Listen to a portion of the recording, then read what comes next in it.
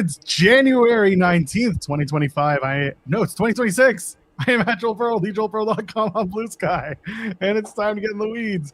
We are more than halfway through this month, and I didn't think I would still be We're apparently we've gone back in time, much less halfway through the month, Joel. Well, sometimes I wouldn't be too upset with that, but it is 2026. Whether you like it or not, this is where we are, and I'm never leaving it behind. That's right. Y'all know we peaked at the beginning of 2026, so now all we can do is go back. We are in retrograde, so here we are. I said who I am. It's a marvelous Monday. It is snowy in Toronto, but it's not too bad. It's getting cold. Winter has definitely arrived, and it is here to stay. And I am here for y'all. Jeremy Lambert is here. Can't tell you who he's here for, but he's here. I'm here so I don't get fined, and I guess I have things to do. I don't know. I'm just trying to catch up, everybody. It's been a morning already, and you know it's Martin Luther King Day. Do you say Happy Martin Luther King Day? Yeah, I mean, I think there are people who see this as a celebrity. Well, listen, I'm Canadian too, so we don't actually have today off, but y'all do. So. Yeah, I just don't know. It doesn't. It's not like Merry Christmas or Happy Thanksgiving. I know it is like a national holiday. Yeah. It just I don't say like Happy President's Day. That's to me sounds stupid. I'd much rather celebrate Martin Luther King than the presidents. But that's it. That's why. So you're celebrating a civil rights leader, an activist, and you can celebrate that. That's a happy thing. Okay, all right. The way he died, that sucks. Yeah. But like the accomplishments and the work that was done is what you celebrate. Okay. You celebrate the idea, not the person all the time. The person is just attached to the idea here. Okay. My U.S. history. Happy Lou Dort Day, everybody. That's what I was expecting. I'm mad at him right now, so I don't know how happy we're getting with Lou Dort. Listen, I got a Sens team. I know you're talking basketball, but I got a Sens team that continues to just fight back, tie it, and then lose in overtime. And it's like, I don't know if I can keep being okay with this. I'm appreciative of what you're doing, but you gotta finish out strong, right?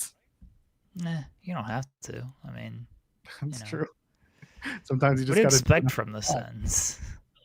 I don't know, man. I'm just happy Olmark's back and the team's. Oh, is he? I mean, I shouldn't say he's back. He practiced with the team last week.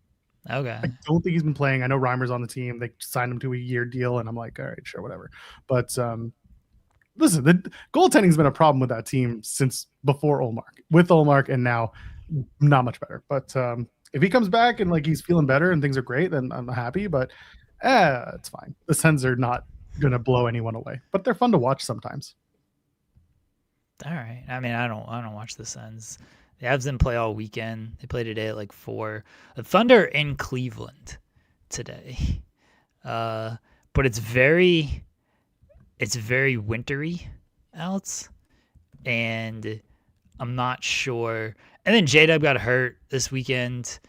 So I'm not sure like if I want to go. But I was going to look at tickets to see if I wanted to go. This was today's game, or tomorrow. No, not tomorrow. Not today. No, today. It is today. 4 o'clock. Not even today. At 2:30 Eastern time. So that's right, like 4 hours. Right. I kept thinking it was much further than it is, but like I know your relation to Cleveland. So yeah. Yeah, I'm only like 45 minutes away from Cleveland. Yeah. So. Okay. For some reason, I thought it wasn't today because we started talking about MLK Day, and you mentioned of like a later start for other games, and I'm like, how early is this other? Oh, whatever. No, there's a bunch of early games. Everything's early today. I mean, basketball starts at like 1 today. The Hawks play the Bucks at 1 o'clock. Yeah, the Thunder play the Cavs at 2:30, and I'm debating on. I don't fully want to go because. I'm upset at the J-Dub injury, and so I'm like, and also like it's really cold outside. The cold doesn't bother me anyway, frozen, but all of the snow and like the ice on the roads and stuff, I don't feel like dealing with that. Like it's not worth it to go with that. But there are like good seats available for decent prices. And so, I don't know. I'll make a decision at the end of the show. This will not be a Game 6 situation, especially if Joel stays off Twitter this time. But it will not be a Game 6 situation. If I go and they lose, it won't be the end of the world. And if I go and they win, that would be great. But I don't know if I really feel like going, mainly because of the weather. I mean, the price is right. Then you could enjoy yourself. I mean, the prices are fine. Like, there's good tickets for like a less than $120. Like, middle bowl kind of section. And they've been dropping too. I'll make a decision at the end of the show, maybe. But again, the weather's going to depend on a lot of this. Like, I don't know. We'll see. I'd rather you drive safely if you're going to go enjoy yourself. Well, I'm not going to drive safe regardless, I'm going to do some burnouts and some spin outs and some donuts and all that fun stuff, you know what I mean? Do some drifting? Yeah. Snow drifting? Yeah, right. Always. I've seen your car. I don't think you can get by. I've now seen your oil stick. So it's not a sex thing, but I've now seen the oil stick from your car. So it could be very well. Yeah, my Kia is really gonna go far with the. Yes, I'm driving I got a bunch of kids. I used to have a Mustang, and then I got a bunch of kids, and so you can't fit 12 kids in a Mustang. So you can. You just have to be a little economical about clown car up in here. Yeah. So can't exactly do that. So yeah, my Kia ain't gonna get far with the drifting, but it does have four-wheel drive, so that is helpful in these situations. Yeah, I mean we don't have a car to drive. We not borrow. We do a ride. It's a ride share, but ride share sounds like you're doing Uber. We do a car share. That's what it's called. I don't know if you guys have those where you are, but you wouldn't really have them because you live in like a proper like town and house type of thing. I don't. So, but some people don't know is that there's car shares, which sound exactly as it is. You download an app. It's not Uber. So you download an app, and the car rental agencies basically have cars that they have placed in parking lots around the city, and you go and you pick up the car as long as it's available. So they track where it is. You get it for an amount of time, usually like no more than a day. It's for in-city driving effectively. So like we have one that's in our building, and it gets used when you need it. So it's first come, first serve. So you can book it for up to a day, and you can do it several months in advance. You can book. So we tend to do that. It's like Zipcar is what it used to be called, but Zipcar, the city got really funny with Zipcar. Zipcar was really popular here in Toronto because they were using all of these smart cars that they licensed. And then they all started getting tickets from the police because people were just parking the smart cars friggin' wherever. And then the city was like, all right, smart car, Zipcar has either got to pay all of their parking tickets or a big fine, or they're gone. And so Zipcar was like, well, peace out, Toronto. It was nice knowing you. And they just didn't come back. So now they work with other actual like rental services like Enterprise, and there's another one that runs here. So They'll pick you up. They will, but they won't. They'll just leave a card there for you to find yourself. You got to look for the license plate. You got to unlock the car with your app, and they cover the gas. That's nice. They got a gas card in there, but yeah, it's pretty cool, but it's also pretty pricey if you use it too much. That's why we don't have a car, because we don't use it too much. So it works for us. I can't imagine effectively like life without like driving. I know obviously like people in New York do it. I know you take like the bus and the train or whatever to a lot of places. Like I've just always driven and been around where like you gotta drive everywhere. So it's just tough for me to imagine the life of I take the train everywhere, I take the bus everywhere, I do, like you said, ride share, or I walk to places. Like that's just difficult for me to, or a cab, I guess, if you're in like New York, but it's difficult for me to like wrap my head around that. I get it. And it's again, your surroundings dictate that. Growing up in Ottawa, like we had a car, we lived in the suburbs, I should say. Grays is mentioned. Suburbs? I said suburbs because I was going to say suburbia, but then I was like, it just sounds stupid. Just say the burbs, Joel. No, because I'm also I'm not from the 2000s born. Anyway, we have somebody from the 2000s that's a Make-A-Wish kid. We already dropped that video. She got mad at us. Good. So let's hold on. Let me finish the thought. I grew up in the suburbs of Ottawa, and as Grace is saying, public transit's kind of there. Like, it's just buses. It's gotten better, but not. I don't know, Grace, you're there, so maybe you know better. But when I moved to Toronto, like, there's a much more robust transit system, and it's not perfect, but it's better than most places. So I'm used to it, and I like using public transit because A, it's economical, B, it's better for the environment in a lot of ways, and I think it's really cool to see how people operate on their public transit system, because I'm a dork and I watch like transit YouTubers, including flying people, like people who do flying for YouTube and stuff like that. That's just me. Okay, maybe the Burbs was an 80s reference, and maybe I was born in the 80s. Shut up. But the point is, we did post that video finally, and our Make-A-Wish friend got mad at us. Make-A-Wish friend. Well, how do you think the show survives? I don't think. I mean, she wasn't actually mad. I was concerned of like, oh no, like, was she actually mad? But I was like, I told you I was gonna name this video this. She thought I was joking. I was like, I'm always serious. I never joke. Like, life is too serious to be joking. You know what I mean? So I'm going through the back catalog of clips that we have, and some of the stuff from Friday too, because I was like, some of the stuff is going to hit, and it did, which is nice. It's nice to see as we're starting to drop our clips again, like the numbers are going up, which I appreciate. Thank you guys for watching it, finding it, interacting with it. That's great. Honestly, all engagement is good. We love it when it's better, when it's good engagement and nice things. But so I looked through all the stuff, and I'm like, oh, this one already has like the copy done, because there's two things I have to do when I'm doing the clips, and it's not just clipping it. And Jeremy does it too. We have to do the clip. We have to upload it. After it uploads, we have to do the copy. So write all the wording out, and then we got to do the thumbnail. So for this one, I was like, oh, copy's done. Perfect. I don't have to write anything more. What do I need for a thumbnail? I'm just going to take the most 2000s thing I could think of. WrestleMania 2000, the N64 game. And I just stuck it up there and said, let's see how this does. And immediately I was like, let's see if she notices too. Yeah, Kimmy. That's the best part. She's just like, what is wrong with you people? We're like, well, Jeremy was like, literally told you this was going to be the title of the video. And he did. Kimmy, we love you. We hope you last longer than just the Make-A-Wish years.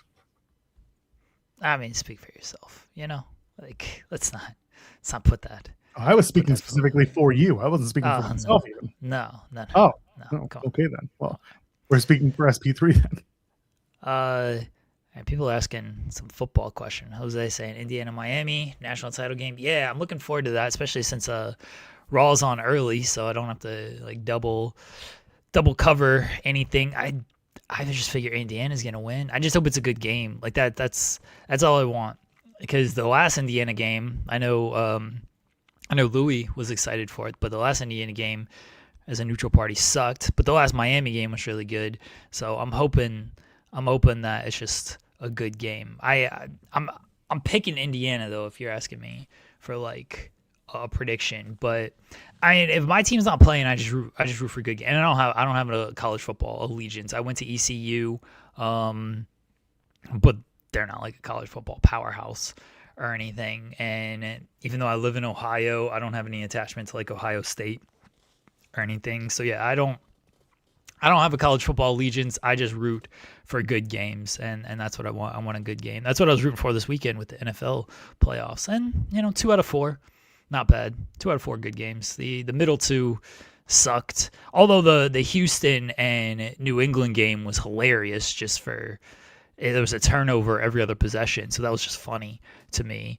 The Seahawks and Niners game sucked, but the first 2 games both went to, or the bookend games went to overtime, and those were great games. So that was fun to watch. And yeah, I'll be watching the national title game tonight. I'm sure I'll have something to say about it tomorrow. But Joel doesn't watch football. SP3 doesn't really watch football. So you and Jensen will catch up on Thursday about it. I don't know if Jensen watches. I I don't know if he watches like too much college football. I'm sure he bets on it because he bets on everything. I was gonna But I say. don't know. But actually, I don't know if you can bet on college football where he's at because it's illegal in some states. Like we can't bet on player props for college football here. We can bet on like lines and stuff, but we can't bet on any player props, which is probably for the best considering all these gambling scandals. And I think they're going to cut out player props completely when it comes to college football moving forward, honestly.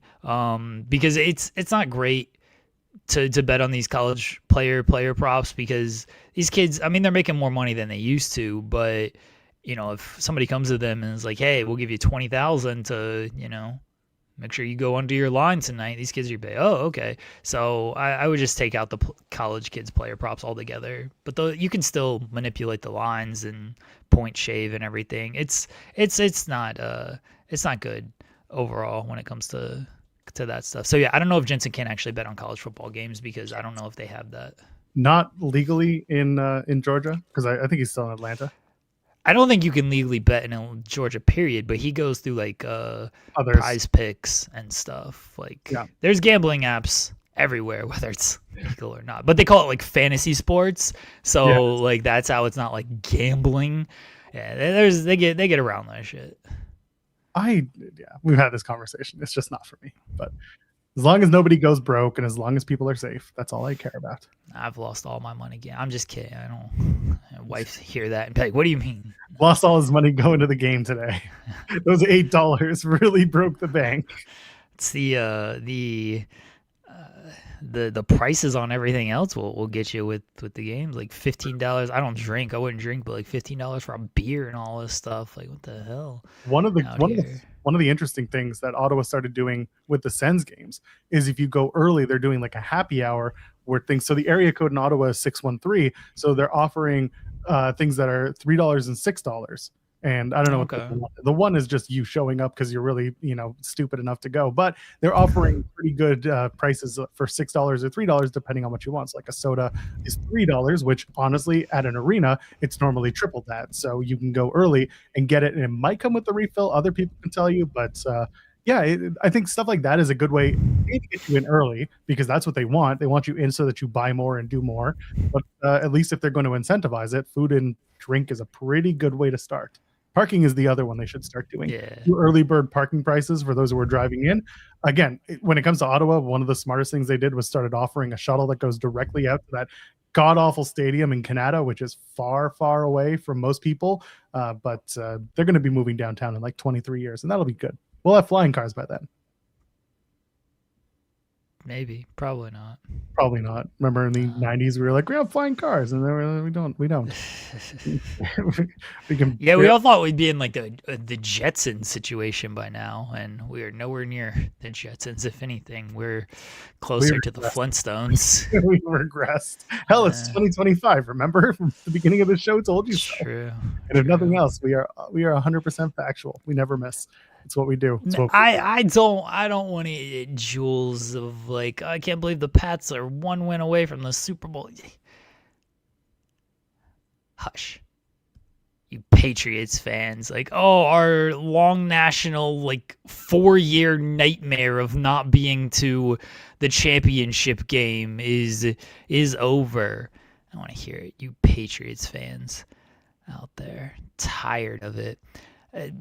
Look, I respect these Boston franchises. It seems like the Bruins are good most years, the Celtics are good most years, and the Patriots are good most years. It's annoying. I don't want to hear you fans. I don't think Jules was actually complaining, but I've seen these Patriots fans complaining and being like, oh, finally, we're back in the championship game. Like, yeah, finally, after like 5 years. Some people have waited their entire lives to see these championship games, and you guys, the 5-year break, get out of here. I'm sick of these fan bases. We were being mean to Jules like that. I would never do that. No, okay. She seems like yeah. But there are certainly those Patriots fans who are like, oh man, I can't believe we're back. It's been so long. Like, shut up. Oh, just you wait. If they win the Super Bowl, Paul and Steph are going to be right there with that big old belt. We knew you could do it. We love you, Big Pats. We love you. Let me tell you how I got swole that one time. Anyway, hey, by the way, speaking of getting swole, we're 20 minutes into this thing. So why don't you go ahead and leave a thumbs up on the video, huh? We can both do it now. So I'm going to start doing it too. Why is mine not working? Yours sucks. That's why. Because they're not in frame. It's because my thumbs aren't long enough. There they are. Go ahead, leave a thumbs up on the video. And of course, subscribe to the channel if you haven't already. I don't know what's wrong with you, but we're crossing lines that are not just TNA related. We're getting more numbers up, which is nice. We appreciate y'all for joining us on the channel and supporting us. And you can donate a super chat any amount, get your question or your statement read on the air. And of course, Josh D kicks us off with Jeremy's favorite. I gotta step back from the mic Yes, so I don't please, blow ears out. Oh yeah, shucka ducka quack quack, baby. Oh, what the hell? Was he working this weekend? Or was this just I think this was about the game. The football final. What? Miami and Indiana final. I thought that's when he sent it in. Oh. Maybe Josh is just he wants to hear the shucky ducky quack quack, you know? Listen, I appreciate it. Not to do with anything football related. Just excited to hear me do my Booker T impression. I figure it was either that or he was just trying to set me off and get me down the line talking about Booker. I don't want to talk about Booker. It's not Wednesday. Greatest commentator of all time, Booker T. Whatever you want to say. What a weekend. Yes, there was a lot of wrestling. My kid had it all sucked. There was a lot of wrestling. My kid had a birthday party that was absolutely absurd on the Saturday. There's a place near our place that is like one of those run around fun zone type of things. This one was like one of those fun zones, but like on crack. It was super bright. It was sensory overload, which I guess a lot of them are, but this one was like pink and purple, all the colors of the rainbow. It had LED lights going down a slide. Like it was insane. And I was overwhelmed. And I'm a man pushing 40, and I was very much thinking this is too much. My kid had a blast. That's all that mattered. It was a good birthday party. It was a really fun time, but it was a good experience. And then yesterday we took him sledding for the first time, and that was a lot of fun. He was nervous at first, then he started going down, and then I wasn't supposed to be there. I was actually supposed to take the afternoon off because I took him to swim lessons earlier in the day, and because I had done the TNA post show the night before, the Genesis post show, and I was up until 2 a.m. and he woke us up at 6:30 in the morning. I was a zombie. So my wife was like, take off the afternoon. And then he was like adamant that daddy comes to sledding too. So I came out, and next thing you knew, he's going down, he's having fun. And my wife says, because he kept wanting to go down the sled with my wife. My wife is like, what if I just put him on the sled and I just sled him down? I was like, don't do that. That's so mean. No. And then she did it, and he had the time of his life. And I was like, yeah, you know what? That was the right idea. Because after that, he just wanted to go down by himself the whole time, which was great. So we went with friends, family friends who had kids his age. And it was a really good time. It was really nice to just kind of get out and enjoy the weather. And I owe Rob Wilkins a look at the TNA roster after that, because I realized he messaged me while I was out about the TNA roster. Who cares about the TNA roster? Well, no one's bugged me since, and this was yesterday at 2:00 Eastern, so clearly nobody cares, and I understand. It's because some dorks on Twitter started being like, they don't even keep track of the TNA roster. This person doesn't work there anymore. This person doesn't work there anymore. It's like, we're not the AEW roster page where people come and go based on their contract status with our company. There's nobody doing that shit for us. Like, Rob keeps up really well, and Sean too, but like, keep track of everybody. So anyway, who could possibly care? Just dorks who want to be mad on the internet. I'll look at it because I said I would, and because it's my beat. But yeah, we went sledding, and it was a lot of fun. That was the best part of the weekend. Everyone sees the ticker down there. I'll explain more as we unfortunately talk about Genesis. Our poll question for today, we're going legitimate poll question. What was your favorite show this weekend? We have SmackDown. 18 options? Because there were like 18 shows. There were 4 major ones that day. We have SmackDown, we have Collision, we have Genesis, and AAA on Fox. I don't know how many people watch that show, but I watched that show. So, vote on the poll question. What were the other shows? There was GCW, there was some New Japan stuff. There was Limitless. Oh yeah, that Limitless show. That was a Yeah, big show. That was a noteworthy show. There was oh my god, there was the Jaka show, of course. Eddie Kingston did appear, and it was a little different reason as to why it was a big show. It was bigger for us because we had Matthew Mashler on last week, and then we also had Eddie on as well. So that was a very important show for a lot of people. There's one that I'm thinking of that I just completely. CMLL ran a couple of shows that they always do, but they're noteworthy because they have a couple of dual contracted talent that are a part of the program, and you've got more AEW integration coming in. Ricochet was on the show, and Claudio's going to have a challenge soon for his heavyweight title with CMLL. So there was enough going on this weekend that there was just like a ton of news, notes, and we're not going to get to everything. And I know SB3 is going to clean up tomorrow with stuff that he watched. So Mystery Wrestling is another one that happened. They were in the UK with Attack. So yeah, that was a whole big weekend of wrestling. I don't know why everyone ran this week, but they did, and good for them because there was a lot of really good wrestling this week. Yeah, you're right. There was a bunch of stuff this weekend.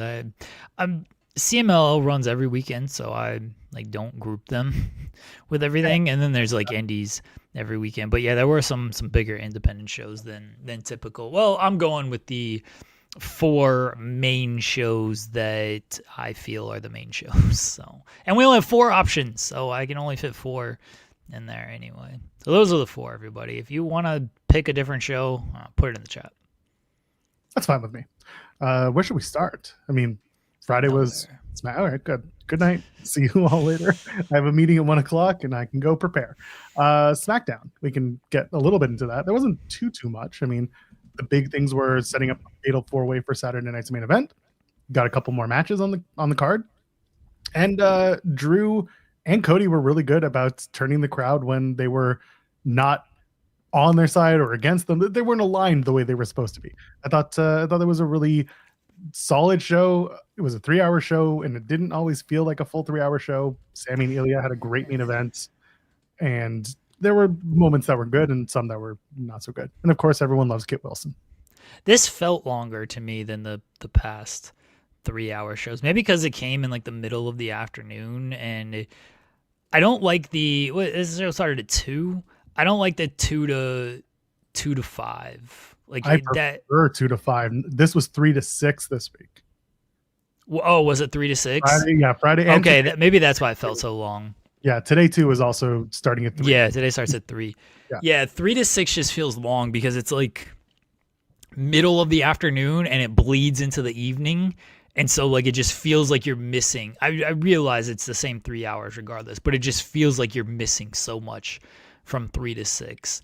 So I don't love that. So yeah, this show felt long. Yeah, it was 4:30, and I'm and this show's only halfway through. It feels like it's been on for about 5 hours at this point. It was a good show. Am I going to be it was a boring 3 hours? They accomplished a lot.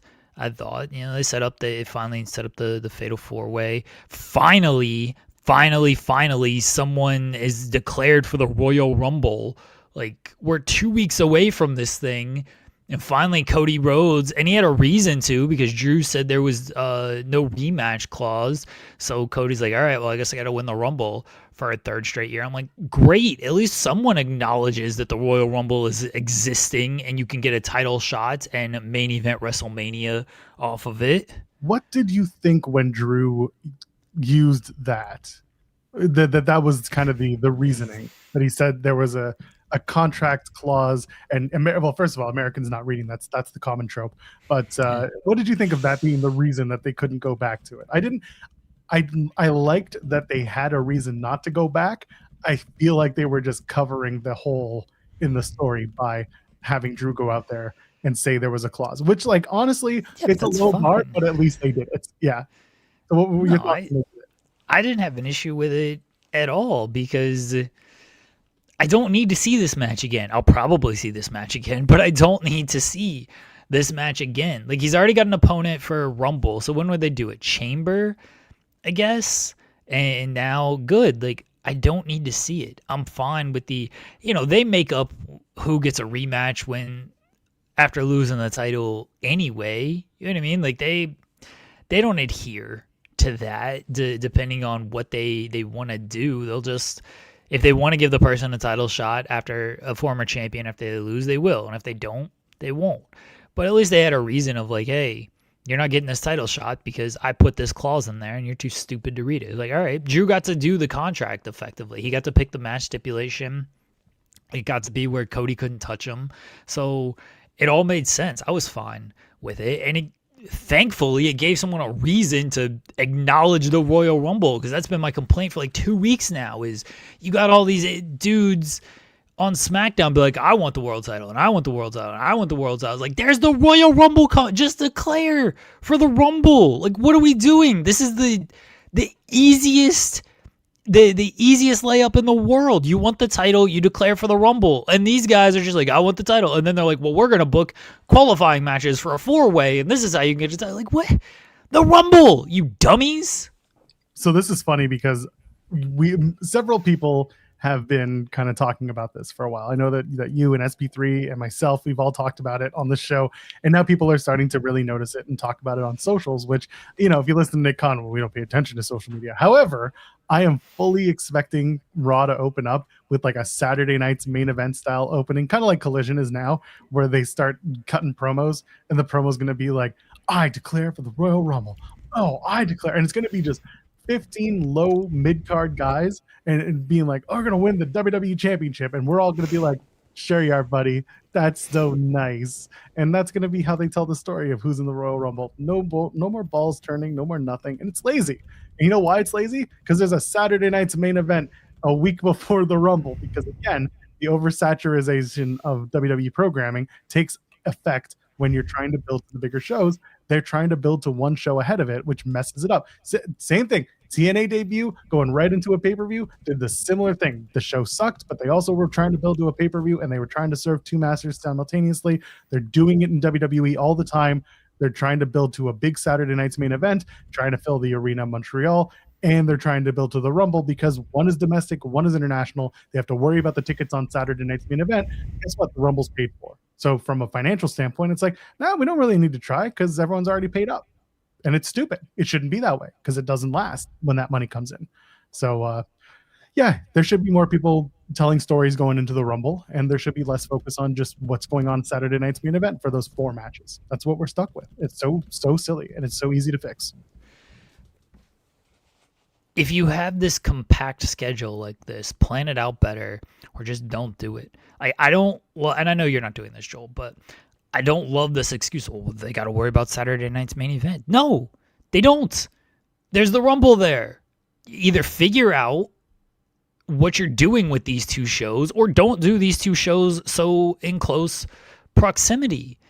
Like, that's their fault for packing the schedule like this. So they don't get a pass of, well, they're just focused on this show. That's your own fault for putting the schedule the way that you did. And if you can't put all your eggs in separate baskets, again, that is your fault with your 300 writers that you can't figure this stuff out. And I've seen people say like, well, it's the Rumble. It's already important. Like, yeah, that doesn't mean that I don't want, some extra prestige and some extra stakes and some people like caring about the thing. Yes, it's already important. Just imagine, though. We got the championship games coming up this weekend, AFC, NFC championship. Just imagine if these guys just didn't promote it. They're like, well, it's the AFC championship. It's the NFC championship. You guys know that if we win, we're going to the Super Bowl. We don't need to talk about this game. Doesn't really matter to us. Let's talk about practice on Wednesday. No, talk about the game. Talk about what's actually important out there. Like last year was so good because you had everybody. Remember the promo between Punk and Cody going into the Rumble? Remember Roman actually showed up to these shows and talking about the Rumble set? Like all of these guys talking about the importance of the Rumble and wanting to get the title shot and wanting to main event WrestleMania. And then you got Punk, Roman, and Seth off of that in the triple threat match.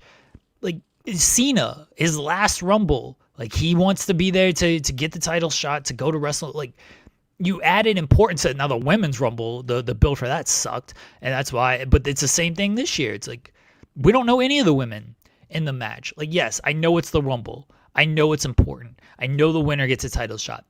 It's still good when the wrestlers talk about the importance as well instead of just completely ignoring it, which they've done. They've completely ignored the Rumble until Friday when Cody was actually like, hey, I got to win the Rumble because now I'm at the back of the line. So I will give one piece of positivity, I guess, in this, because that's what we got to do, right? We only talk nicely about the wrestling. We can't criticize. No, the world title, the WWE title situation with Drew and everyone wanting to face Drew. I think that has been a pretty solid approach in that you've got all these guys. They all have a reason beyond wanting to go for the title. They want to get a chance at Drew. You've got Cardona being like, hey, this was my first match. I want to face him again, show him how much better I am. Sammy wants it for all the reasons he's noted. He wants to be a champion. He wants to go to his hometown, and then he wants to go to a country that adores him. You want to build with everybody on that list of names trying to go into the world title match at the Rumble. However, the Rumble matches, and it's the same. The women's side, we don't know what's going on. Like nothing's been really, talked about there because it's been all about the women's tag teams, and that's kind of made everything fall off in terms of the women's Rumble. So there's been just a big drop ball, and when the Rumble used to be the match you come to see, it's now they're building the matches outside of the Rumble and hoping that the Rumble itself is enough of a reason to tune in, which like it will be, but it won't be as good because they're just giving you the number. They're just giving you countdowns, and people come out and you don't believe it until like 3 people of certain come out. And the rest is just names. And that's the frustrating part. It'd be nice to see someone actually like give you a reason why they should win matches and have a big build to qualify or at least deserve a spot. Just something that makes it more than just, hey, we got Saturday night's main event. Oh, but then the Rumble's coming up. It's really silly. You can still, and like SP3 is talking about people online saying, it'll be surprising. Surprises shouldn't be the answer as to why WWE does things.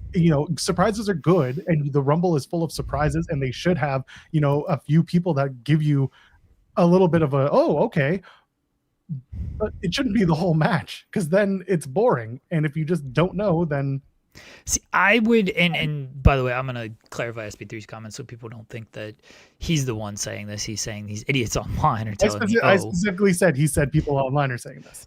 Oh, okay. Well, I did specifically say, no, I'm not saying SP3 is saying this. Right. I'm saying he's talking about people online saying it will be surprising. Right. And I'm agreeing with SP3 that it needs to be booked better. And like you're saying, it needs to be booked better. And surprises are not the answer. They're good to have, but they are not the only reason for the Rumble. I'm going to double clarify that regardless. Anyway, yeah, I'm okay with the surprise thing. If you just say beforehand, you know what? We're just going to do surprises this year. 30 men enter. You don't know who it's going to be. 30 men and women enter. You don't know who it's going to be.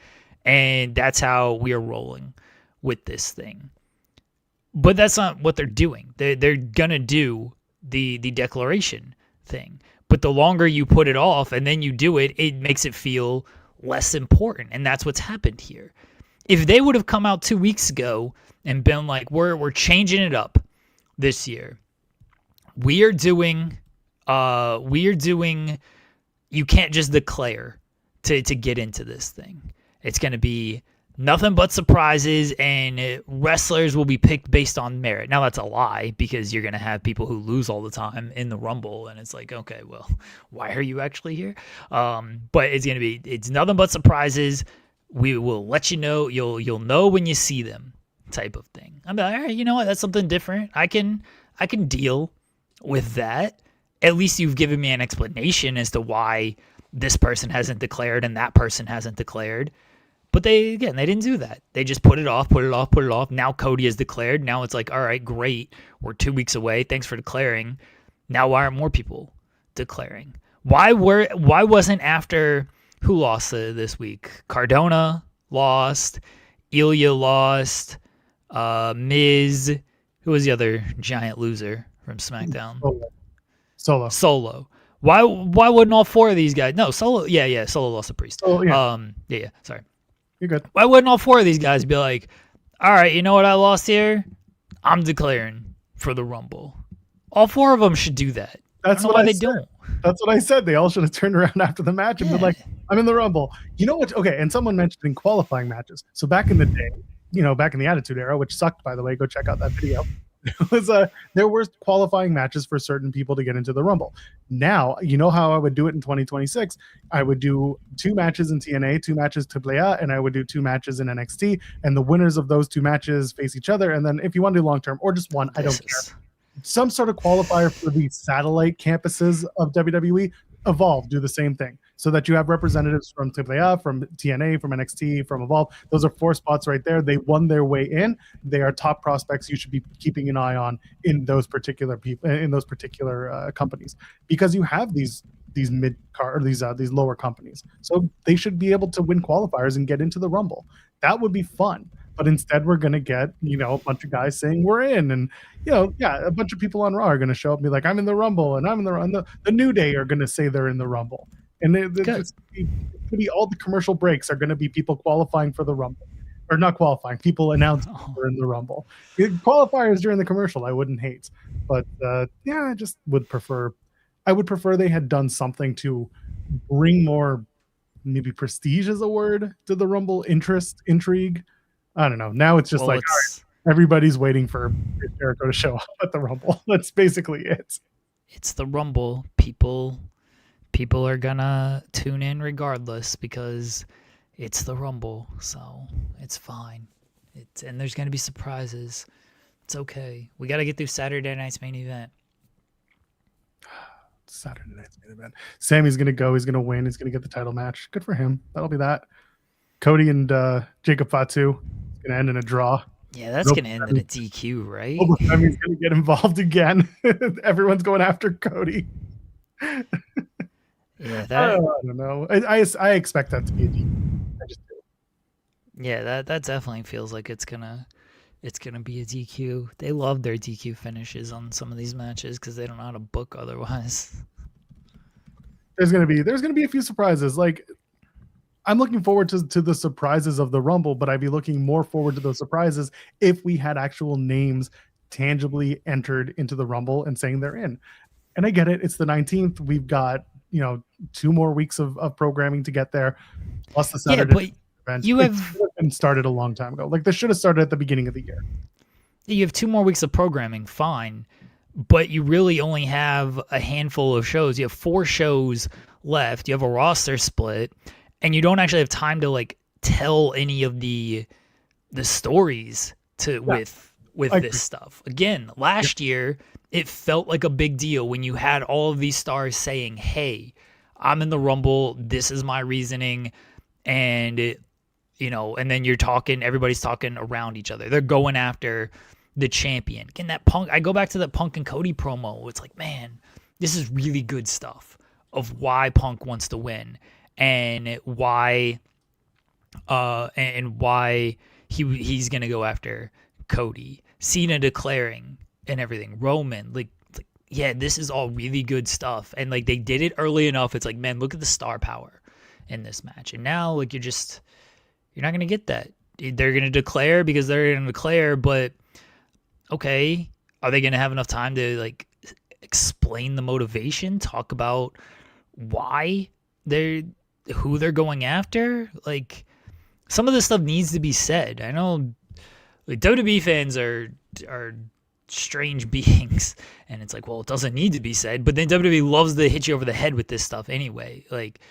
And then they complain when there's not video packages on other promotions. You need to explain this stuff. It's like, which one do you want here? Because I'm sure people are going to be like, well, of course Roman is in it. Of course we know his motivations and everything.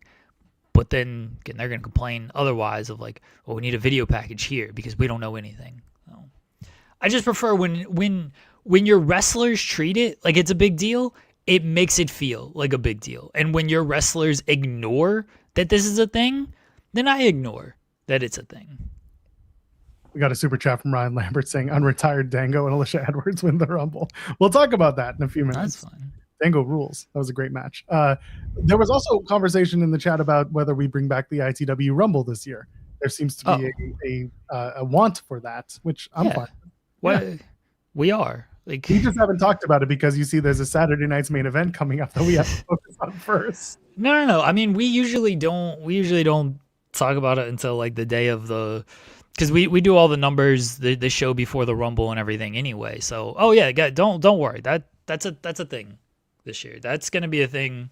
I mean, I honestly hope every year that we do it. But yeah, next Friday we'll do the numbers like we've done in the years past, and then the winner will get we'll donate to charity, or we'll get you something from WWE AEW shop type thing. Oh, the shop prices are so fucking expensive now. Like, Yep. no.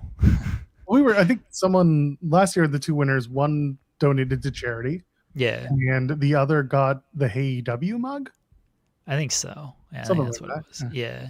It's a nice mug. We'll figure it out. We'll figure it out. We always do. Yeah, these t-shirts are now like $40, and we ain't got that kind of budget, folks. We ain't Denise Salcedo with these money. Congratulations. You qualify for a clearance t-shirt from www.com.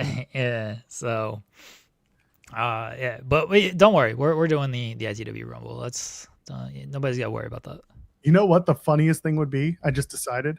So MLW just announced that the Battle Riot this year is going to be for the MLW World Title, which I think they've done that before. I think they did that last year. Am I right? Wrong? Yeah, I think it was last year whenever Riddle had it, he had to defend it. I'm pretty sure that was last year. So they're doing it again this year, and Cruel's the champion. I think that whoever doesn't win the MLW Battle Riot, they should turn around and declare for the Royal Rumble. Not all the spots have been taken, and it's like the night before or 2 nights before the Rumble. So they get to get to Saudi. That's fine. They don't have to be on SmackDown. They just have to be on the show, on the Rumble. They can do that. Yeah. Okay. Okay. That's my plan. I'm gonna tell them all that they should just turn around and join the Royal Rumble because there's plenty of spaces left. Yeah. We'll see if that works. Get some nice lanyards and keychains from the shop. $15 later. Oh man. All right. Is there anything else from SmackDown we need to get into? Jade's gonna probably do a triple threat with Jordan Grace and Chelsea Green for some reason. Man, I love that Jordan is like, you haven't defended this title once. You've held this title. They told you stand there, look pretty, and you're like, all right, got y'all. No problem. 0 title defenses. And I know Jade has to like clap back on this, but it doesn't make it look great that, I mean, Jordan's calling out the booking as well.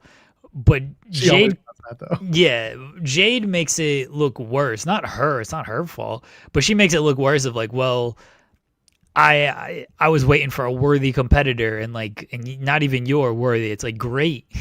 Way to just say like, hey, I've not defended this title because everyone sucks. And again, nowadays, like, nobody looks at this as like heel heat or whatever. They look at it as, oh yeah, the booking does suck for this kind of stuff. And Jade is not wrestling when maybe she should be. Like, it's an indictment on the booking stuff and not actually like getting like heat really on Jade or Jordan. And like, that's the issue with it. Like, I love it. I think it's fantastic that they're calling out this bullshit, but I don't think it makes the company actually look good. It doesn't need to look good. It's got plenty of money, Jeremy. Didn't you know? Nah. Yeah, it should be done. You know what? I'm happier when talent are unafraid to do the right thing, and in this case, call out some silly and not so good booking. I wish more talent would do it. Not to the point where there's a revolt, but I think people need to know that it's okay when talent thinks that things could be better, so that other people don't just mindlessly agree with what they're being spoon-fed. You know, that's what leads to toxic positivity, not toxic masculinity, because everybody loves Wilson, but we're talking about toxic positivity. And when someone can actually say like, maybe this could be better, that's okay. That's constructive criticism. As long as you're not attacking the person, you're attacking the problem, you're going to be okay. No one should be, tossed down the card just because they didn't like what Ed Koski pitched them. Meanwhile, Ed's probably the only one pitching good ideas there. I'd say that out loud. Anyway, I mean, like, I'm looking forward to the match mainly because I like Jordan and I want to see what Jade and Jordan can do together. But this whole, you haven't defended the title and you're not worthy build, and like, this ain't for me. Just fine. Jade will come out on Friday, call Jordan fat, and Jordan will be like, "No, God, I hope not." That was such a stupid idea." He did it though. Anyway, I think there's anything else from SmackDown we really need to get into because there was nothing else that was super The important. Kit Wilson stuff rules. It's so funny. They found a way to like get him so over with this theme, and he's running with it, which is great. I just I don't know what the trajectory is because it'll build with him. Yeah, the trajectory is he's going to be a fine mid-card act. Like, there's nothing wrong with that. Like, he can keep doing it. The theme song is over. A theme song will get you really far in WWE. And that's always been the case. And people tried to, not necessarily like everybody, but, you know, people tried to act like themes weren't important. And that's why they Def Rebelled everybody to death. It's like, it's not that big of a deal. Like, nah, it kind of is. And it kind of helps your character. Because I made this point of the Attitude Era, and it's like, well, what was the great thing about the Attitude Era? Well, it was so different, and you know, they pushed the envelope, and it sucked. They did all of this stuff, and blah blah blah blah. I was like, yeah, part of that's true, and it's like, oh, they had so many over people. It's like, yeah, that's also very true. But then I thought about it. I was like, why are the guys over? Like, some of them were good wrestlers, sure. Some of them have good defined characters and stuff, sure. Then I was like, man, you know what was like actually over? Like the theme songs. Like the theme hit, and you knew who they were and what they were, and catchphrases as well. Like, were the New Age Outlaws a great tag team? No, not really. But that theme hit, and Road Dogg did his bit, and everyone knew who they were and what was going on, and they popped for it every single time. And it's like, Too Cool. Like, Too Cool was like fine. But that theme hit, everyone knew the theme, and they did their dance. It's like, yeah, we fucking love Too Cool. It's like, that's what you need. A good theme goes a long way. And now we're seeing it with Kit Wilson. He's getting over because of this theme. Like, Trick Williams, he might have gotten the biggest reaction on the show. And I'm not saying Trick's not a star, because he's got the look, he's got the charisma, he's a good wrestler and everything. He's a good talker too. Like, Trick can be that guy. But that theme hits, and it's like, oh, okay, we know this theme. We got a chant to go with this theme. We're in on this guy. This shit just goes a long way. And bless Kit for like, yeah, this is what I want to do. This is my theme. And he got himself over with it. Yeah, 100%. Okay, I'm not going to complain about it. I just said, yeah, the sky's the limit, but the trajectory is as far as he can go with it. And SB3's in the chat. He's saying that, you know, he was at SmackDown and said that Trick Williams got the biggest ovation, more than Kit. Yeah. That was noticeable for sure. Trick was very over with the crowd, and it helps that, again, Trick just has, and he always has had that intangible look. Now he's put it together with the quality of work in the ring and the presentation, just the way he carries himself. Again, I can't say enough good things about what Trick Williams has become since already being a guy who, when you placed him next to Mello at the beginning of their time, Trick always stood out. Now he's just standing out on his own more and more, and it's pretty cool to watch him grow and become this star. It's good. Again, like I said, when I was covering him with TNA, I didn't love everything he did, but it clearly added to his confidence and his abilities, and I think that's fantastic. Speaking of TNA, Leon Slater got the U.S. Open Challenge match. Had a great one with the aforementioned Carmelo Hayes. Nice to see Leon on the show, and of course, if the visas were the situation behind doing that, then there are worse ways to use the guy that you're planning to take the second he's available to you. And for Leon Slater to get a shot on SmackDown is another great opportunity, and the two had a fantastic match. So good for them, good for Mello, and good for Leon getting some work despite not being available for TNA that week. I'm glad Leon got this match, because otherwise, as we talked about on Friday, it would have been funnier if like he just couldn't do anything, and then they pulled him from the TNA shows, and then they're like, we're not going to use Leon. So I'm glad he got the match. He had a great showing against Mello, and you know, he'll be back in TNA to face Joe Hendry, I guess, since he's the new X Division #1 contender. But it was good on Leon. He'll be in WWE, I assume, by the end of the year. He got a very good reaction too. So, hey, good good on WWE and Leon for actually making the most of the situation. Whether it was a visa issue or whether they pulled them, I'm just happy that Leon got this spot. You know, would it have been better if they honored the actual TNA bookings that he was scheduled and advertised for? Yes. If there was a real visa situation, though, this was a good make good on it to put him on SmackDown. That's fine. One quickly on Trick, though. They clearly see something in him for now because, like, he closed the show laying out Sammy, too. And, like, you're not doing that if you don't have some type of hopes for this guy. Now, will they follow up? Will they follow up?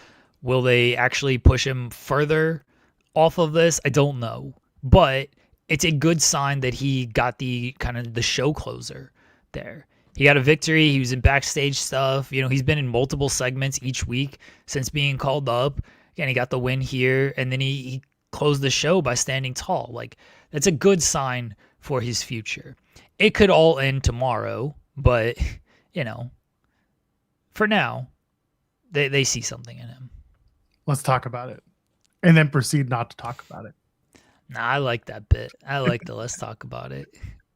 It's like it's not even a bit. It's just that's just his line, and then it's just the line. It's very funny. But like, let's talk about it. It's supposed to be like an upfront. Like, hey, come on, let's talk about it. What up? It's funny, but I just like saying he says let's talk about it, and they don't talk about it. You know what I am saying? We can hop into Collision real quick because it does have to pull into our thumbnail discussion, and we're almost an hour in. So I guess we can. Where do we even start? Do we start with the talk? Because chronologically, in terms of importance, the Rascals promo was the first like bigger thing to happen on the show. As you think about the show, okay, I thought you were trying to. I thought you were gonna like set up there, not just the Rascals. The Rascals. They were on the show. Trey Miguel was not there. Everybody noticed that Trey Miguel was not there, and it led to questions of why Trey Miguel was not there. And then on Sunday, he sent out the tweet or the Instagram post that he was taking time away from wrestling, go support the Rascals, and then Fightful Select had the report that he had been released from his contract. There were no real further details on it. We don't know if he asked, if it was something else. So yeah, I think that's about everything there. The Rascals. Yeah.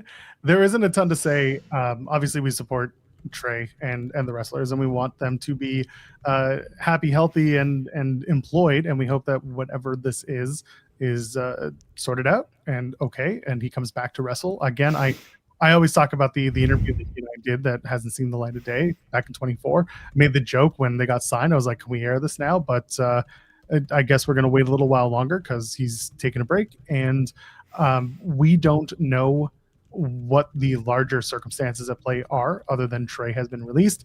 I do understand that Brian and Dave did talk a little bit on their show as to whether or not that's true. I'm not going to speak to the veracity of it, and that's why I'm not getting into it beyond they said. So okay, do you want to? Okay, well, yeah, I know beyond they said, but you still got to say what they said. I don't have to say anything. People can go find it themselves too. No, that's not fair. It's fine. So Brian said that it came from above Tony Khan and above AEW. So what that means, they didn't get into, but that's what Brian was saying yesterday during Wrestling Observer Radio. Yeah, that's where they're at.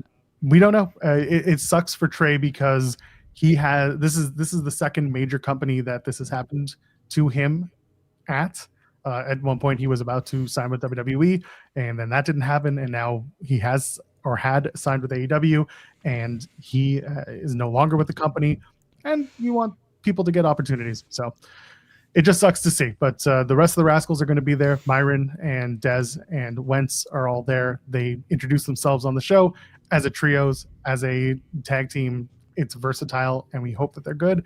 And hopefully, if Trey is available, he will rejoin the fray because, like Jeremy said, and in our reporting on FightfulSelect.com, there is no burn bridges, no ill will, and it was amicable. So there you go. Yeah. I don't know what's going on with Trey.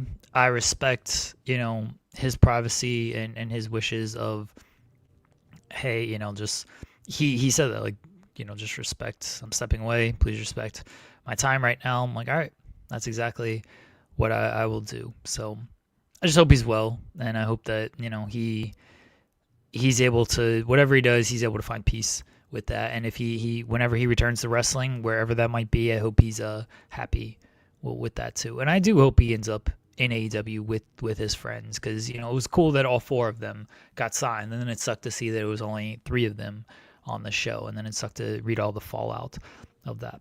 I don't know what's going on. I'm not going to speculate on what's going on. I just hope Trey's good. Exactly. In the promo, Lexi should have gone into the room when she was invited. What do you think of the stoner gimmick in 2026? It's so attached to them. As long as they don't, like, okay, I used to say that the Treehouse did get a little hokey after a while, but I also am the same person who says TNA should lean into some of the sillier stuff that they do, because it is for somebody and it does differentiate them from the rest of the pack, which we'll talk about when we get to Genesis for a few minutes. But with this, it doesn't bother me. I also do appreciate that they've done it for so long that they can use the things like smoke them if you got them and we want all the smoke, or things like that. They can turn the verbiage into a fight, and for that, I appreciate the way that they present. They don't come out looking stoned and stupid. They're just guys who like to smoke, and they're always stoned when they talk. But they don't come off as like Riddle or who else? RVD, or like they don't come off as Tally when they cut a promo. Put it like that. I don't think RVD really did. Like, RVD leaned into RVD when he does any of his other shows. Yeah, I think RVD leaned into it, obviously, but he wasn't like acting like he was super high all the time as far as with this promo. You know what they should do? They should become weed, like bud tenders, and they should open up a bud tendery, like their own dispensary in AEW. Like they should, every week they should have a setup backstage of like Rascals Weed Dispensary where people can come and buy really, really, really, really good weed that they've sourced locally or grown, or they've done it all themselves, and they are their own business within the business because they've done this for so long. People respect their opinion. They're like the sommelier of pot. That's what the Rascals should do. That's how you level up the characters of the Rascals. I would like to see, I thought about this the other day, I need a segment with the Rascals and Nana. And, they're outside, they're by the dumpster or whatever. And Nana's trying to, and this is how you set up a feud with Swerve, by the way. Nana's trying to sell them like skunk weed. And they're like, nah, this shit's no good, dude. Like, come on now. Why are you trying to put one over on us? We know good from not good here. This is not quality stuff. And then Swerve is like, what do you mean? Like, my dude only sells the highest one. I was like, he's got coffee grounds in this weed. We ain't smoking this. And Swerve's got to like defend Nana. And so they do a match. They're all baby faces, but who cares? That's the segment that I want. Nana trying to like sell them weed. And then maybe it all ends well and then they all get into business together. I was gonna say, yeah, Nana's an investor. Yeah, that's what I would do for this. But I need that segment. That's all I really want, is the Rascals and Nana doing a segment together. Stop buying those stereotypes. Have some of this. It'd be very funny. But yeah, that's the way I would do it. Get some weed coffee in you. Yeah, they're bud tender Rascals. That's the 3 of them. Just they've done it, man. They've got that AEW money. They could be like, oh, the last place they didn't pay us enough to open up a dispensary, but Tony gave us that goods. Now we can open up our own space. And Tony walks by being like, hey boys, what's this? But like, nothing. Okay, have a good show. And that's it. Just a Tony Khan walkthrough. Like, I don't know how far they're gonna go with this. Obviously they did the smoke cloud on Saturday, and I'm sure they'll do a little bit, but like, it's not like weed is like some forbidden thing anymore. You know, like it's legal in most states. If it's not legal for recreational, it's probably legal for medical in the majority of states. So it's not like it's cocaine or heroin out here. So I like it feels like they can get away with this stuff a little bit more, and I don't think TNT and I don't think Warner Brothers like really cares about this stuff. You know, maybe they do, but I doubt it. So I hope they do as much as they can with it. Ryan saying have TK walk out of their weed room. Could you imagine Tony? Like, good to see you guys. Nice. That was a really nice time. He's just cheesing the whole way out. You ever mixed weed with coffee, Joel? So I don't smoke weed. It's like never. I've never smoked it. I've had edibles, but like I've never. Yeah, no. Because I don't like the inhaling. That's I never enjoyed that. But for me, like I've tried like weed chocolate and stuff, and I've done it a couple times and been like, all right, that's fine. And once knocked me out, the other one just mellowed me out. And I didn't hate it. I just don't go out of my way for it. I'm not a drinker either, so there is that to take care of. And weed with like alcohol can be a little dangerous. I've done that a few times. I can be like, I don't know. Weed with coffee is actually like really good high. And some people were saying for some just kind of evened out normal. Like I guess for some, but for me, I'm just talking about my experiences here. I don't know how others have reacted. Like I don't know. That was like a really good. Like I would try to do it more and more. Like I usually, I have my coffee in the morning and then I would smoke weed at night. And once I like discovered the weed and coffee mixture, I was like, oh okay, I'm doing this all the time now. So I can attest for me anyway. It was a good mixture of to do weed and coffee. So maybe Tony. We know Tony loves his coffee. I don't know if Tony smokes, but maybe Tony can get in the cloud, hotbox a little with the Rascals after having his 15th cup of coffee for the day, and see a different side of Tony Khan out there. When Tony comes on this show, that's what we're going to ask him. You ever hotboxed with the Rascals? Yes. Yeah, would you want to? What were your thoughts when they hotboxed one of your change rooms? It'd be like, I still paying the fine on that one. Are your lungs big enough to hotbox with the Rascals? Are your lungs big enough to hotbox with God? Oh, so yes, the Rascals debut. It's nice to see them, and again, hope Trey can join them when the time is right. But this was a fine first exposure to them. Exposure, yeah.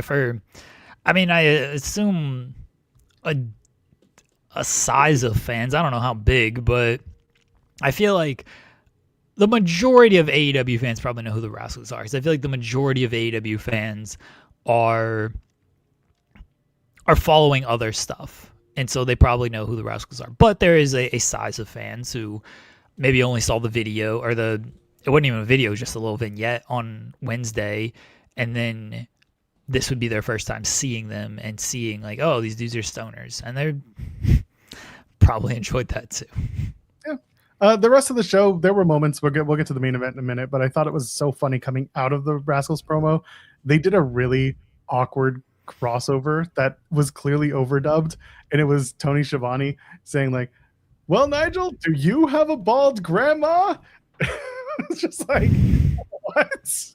It was just hilariously bad because like Wentz said something about tell your mom and tell your daddy, tell your bald grandma, and I was just like, what, bald grandma? And then of course we played into it, and I was like, why are you trying to do something with this Tony Schiavone? It's not good. Oh, but yeah, the rest of the show, again, there was some good stuff. The main event was a lot of fun, a really fun finish to the. So this was the first match that they taped at the Collision tapings, but it was the last match that they aired, which is not uncommon.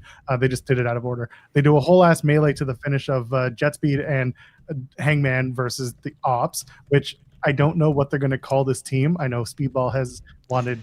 You know what they're going to call this team? Horsecock? No. Oh.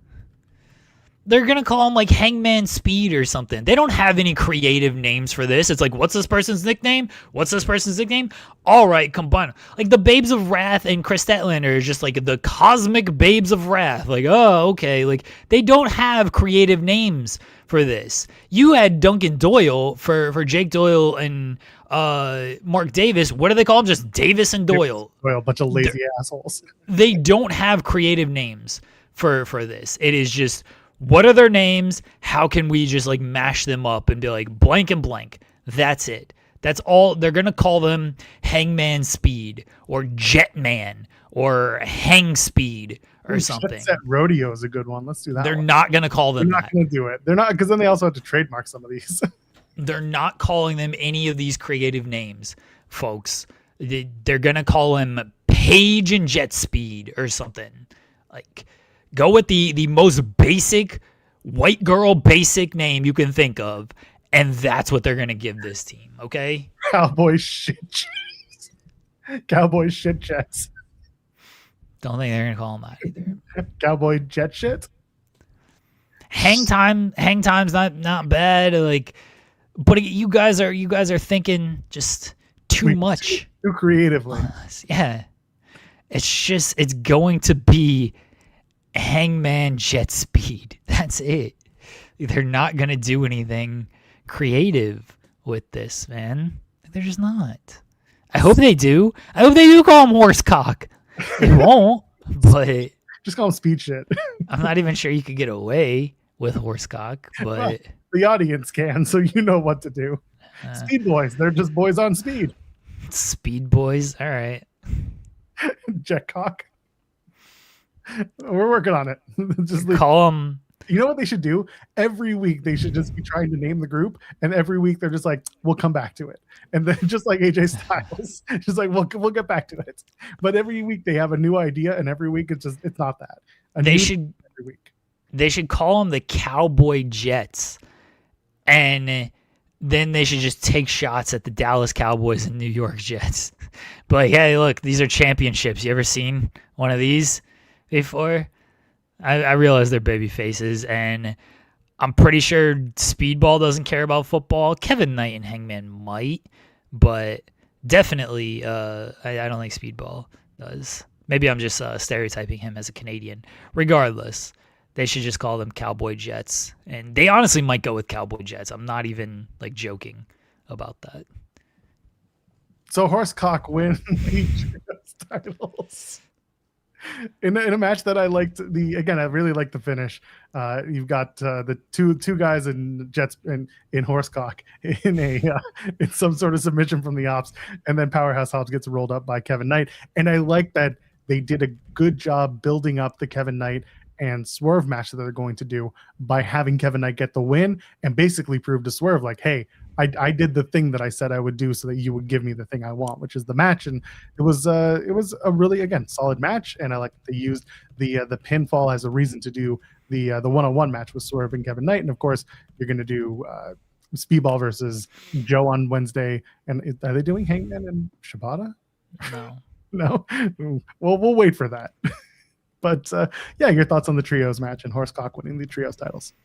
It was really good, and I mean I knew that Hangman Jets won, so on Friday for everyone. Yeah, I even said that Kevin Knight pinned Powerhouse Hobbs. You did.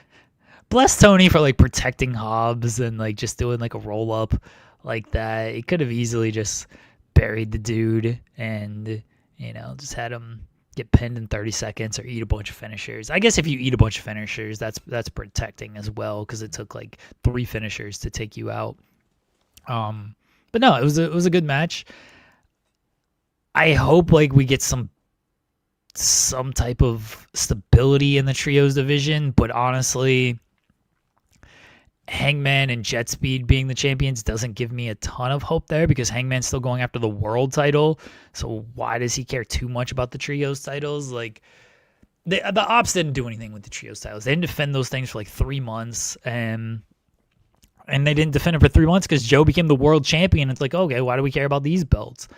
And I'm worried that's going to be the case here. Of Hangman's more worried about the world title, as he should be, And so like the trios titles are just going to kind of fall by the wayside again. We'll see, but overall match was good. I just would like some stability in the division and not just one guy is still more focused on a different title. Yeah, I understand. The focus will be nice, but again, good match. And Doritos Hook is back. I know you were excited about Doritos Hook coming back. I don't know if they are gonna do anything. I don't think they are. I don't think at this point they should. They should just do the bit that I've been doing for 3 years now. If Hook he stands there, he takes a bite of his pizza or his chip or whatever, and he's just like, "Fuck you." It works. A couple of really funny things that I noticed. They can say "fuck" on that broadcast all they want, but you can't say pussies. That was my favorite.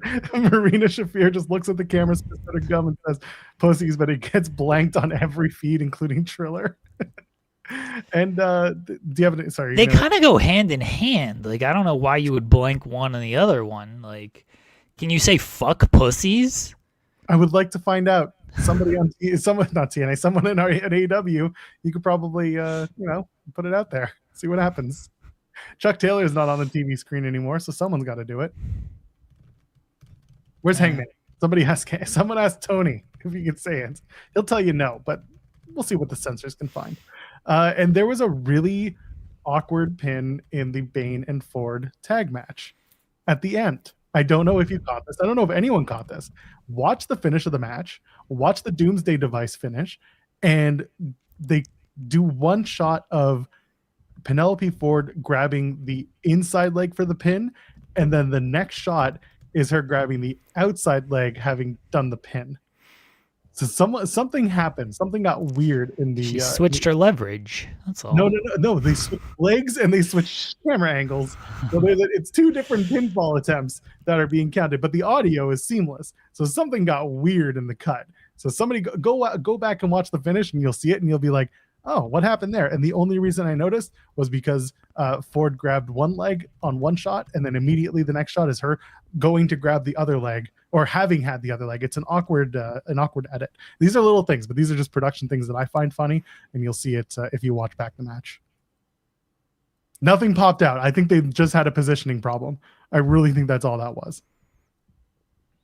But it was funny. Otherwise, yeah, the show was fine. It just told a few stories. You got Fletcher getting a big hug from the returning Konosuke Takeshita, and Don Callis being like, "Yeah, you guys still like me," and they're like, "Yeah, we're still here, I guess."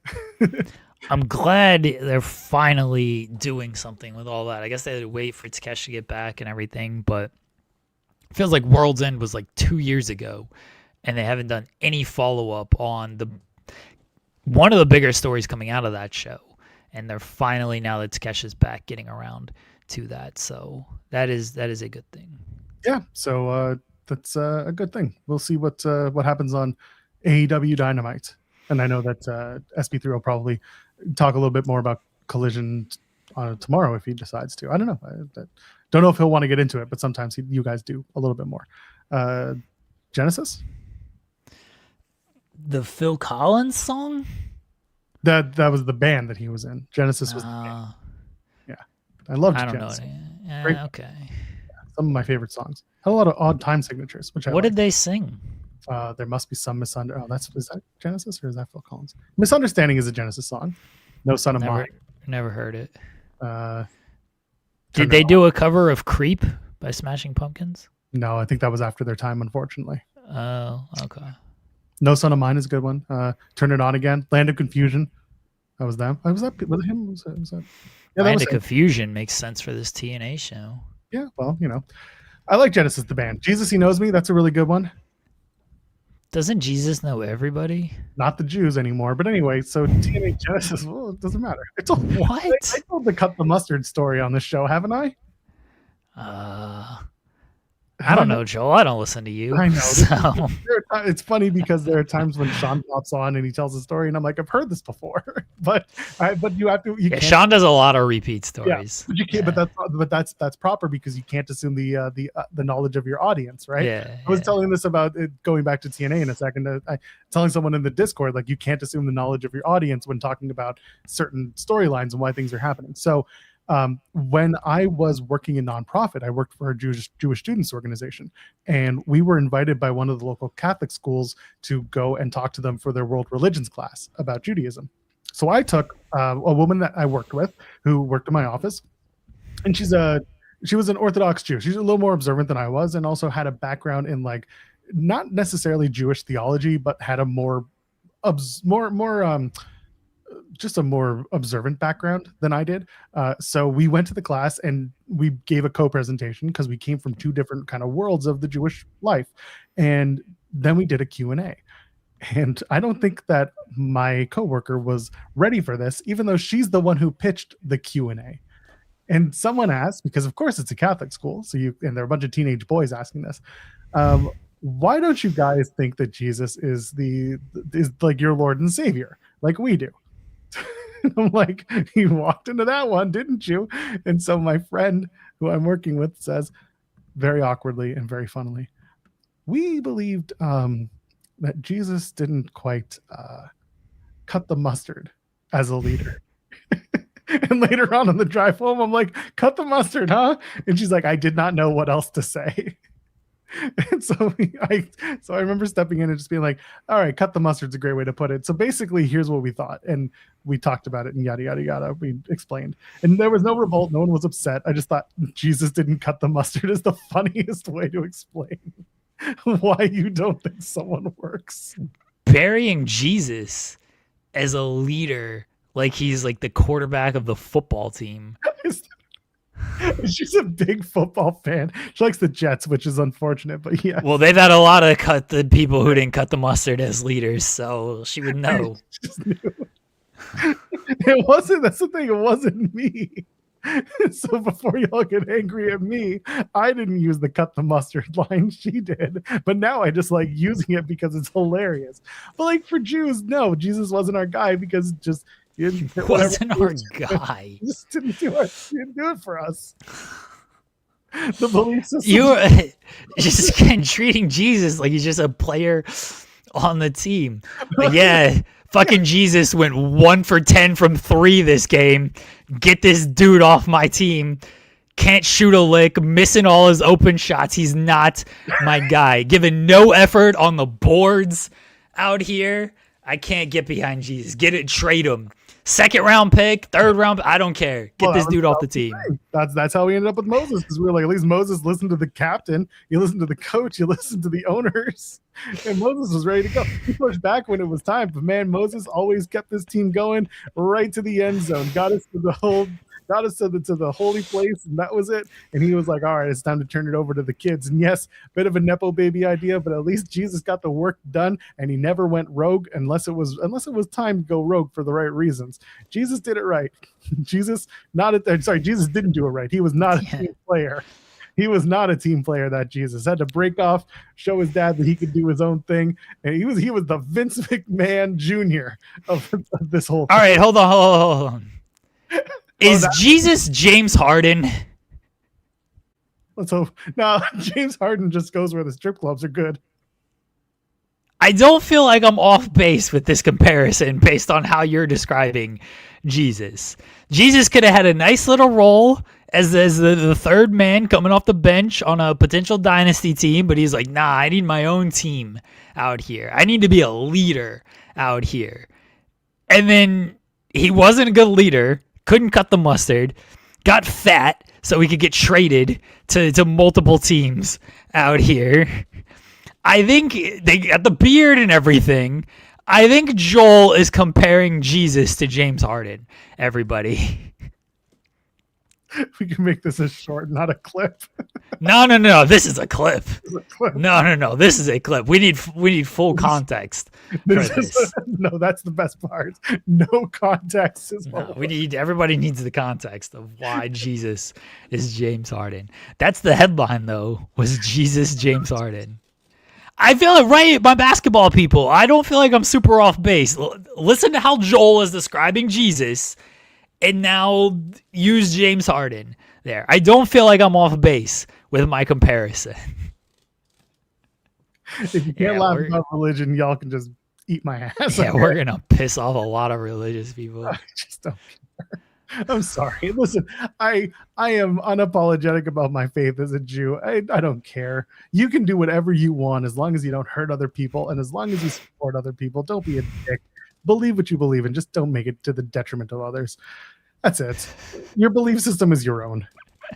Paul was the first Stephen A. just glazing Jesus like he was Jordan. That's very good. Paul standing on the rock like, listen to me, everybody. Jesus is out here carrying everyone.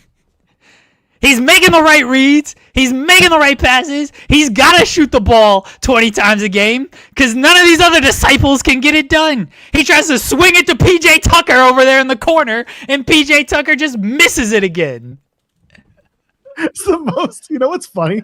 People who are like, we shouldn't be talking about this. I'm like, this is the most youth pastor ass conversation you will ever encounter. And it's happening between a dude that by all accounts is non-religious and me who was a Jew and also not considered religious unless you talk to some people who whatever.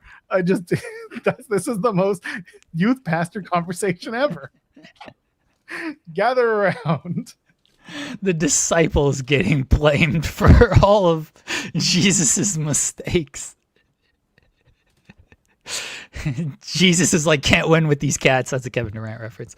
But I can't win with these cats, man.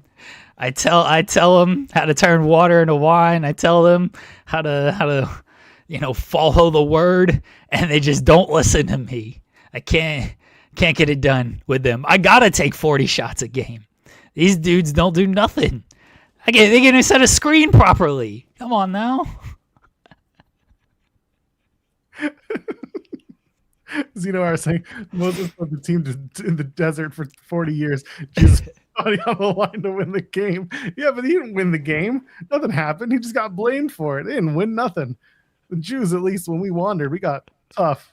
Although we're Jews, so maybe not. This is a very youth pastor like.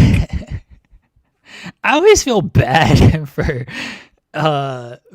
pastors. Like they come up with like new sermons and stuff like every week and whatnot. And like after a while, like you're just like telling the same stories and like you got to relate it and everything. Like so, I always felt like they do a good job with that stuff. That's difficult. It's scholarly too, because a lot of them have to, like you said, pick a lot of the same stories and just find ways to make them usable in the year. Yeah, it's hard not to just do it. Yeah.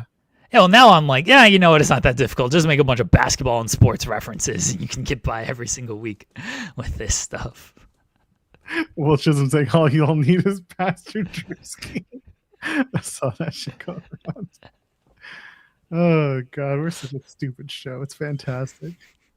Oh man, TNA Genesis. What are we talking about? Oh, because you started talking about this show had some standout matches. We did 2 hours on Saturday. What? Yeah, because you know what we did? So Jensen, Cresta, and myself. So a 3-person team is always going to be a little bit longer. So my thought was like, this was kind of a nothing show. We'll go 75. We did 2 hours because we talked a little bit about the AMC premiere because Jensen wasn't there to give his thoughts for the premiere. Neither was I. So I gave my thoughts. That was probably the first movie.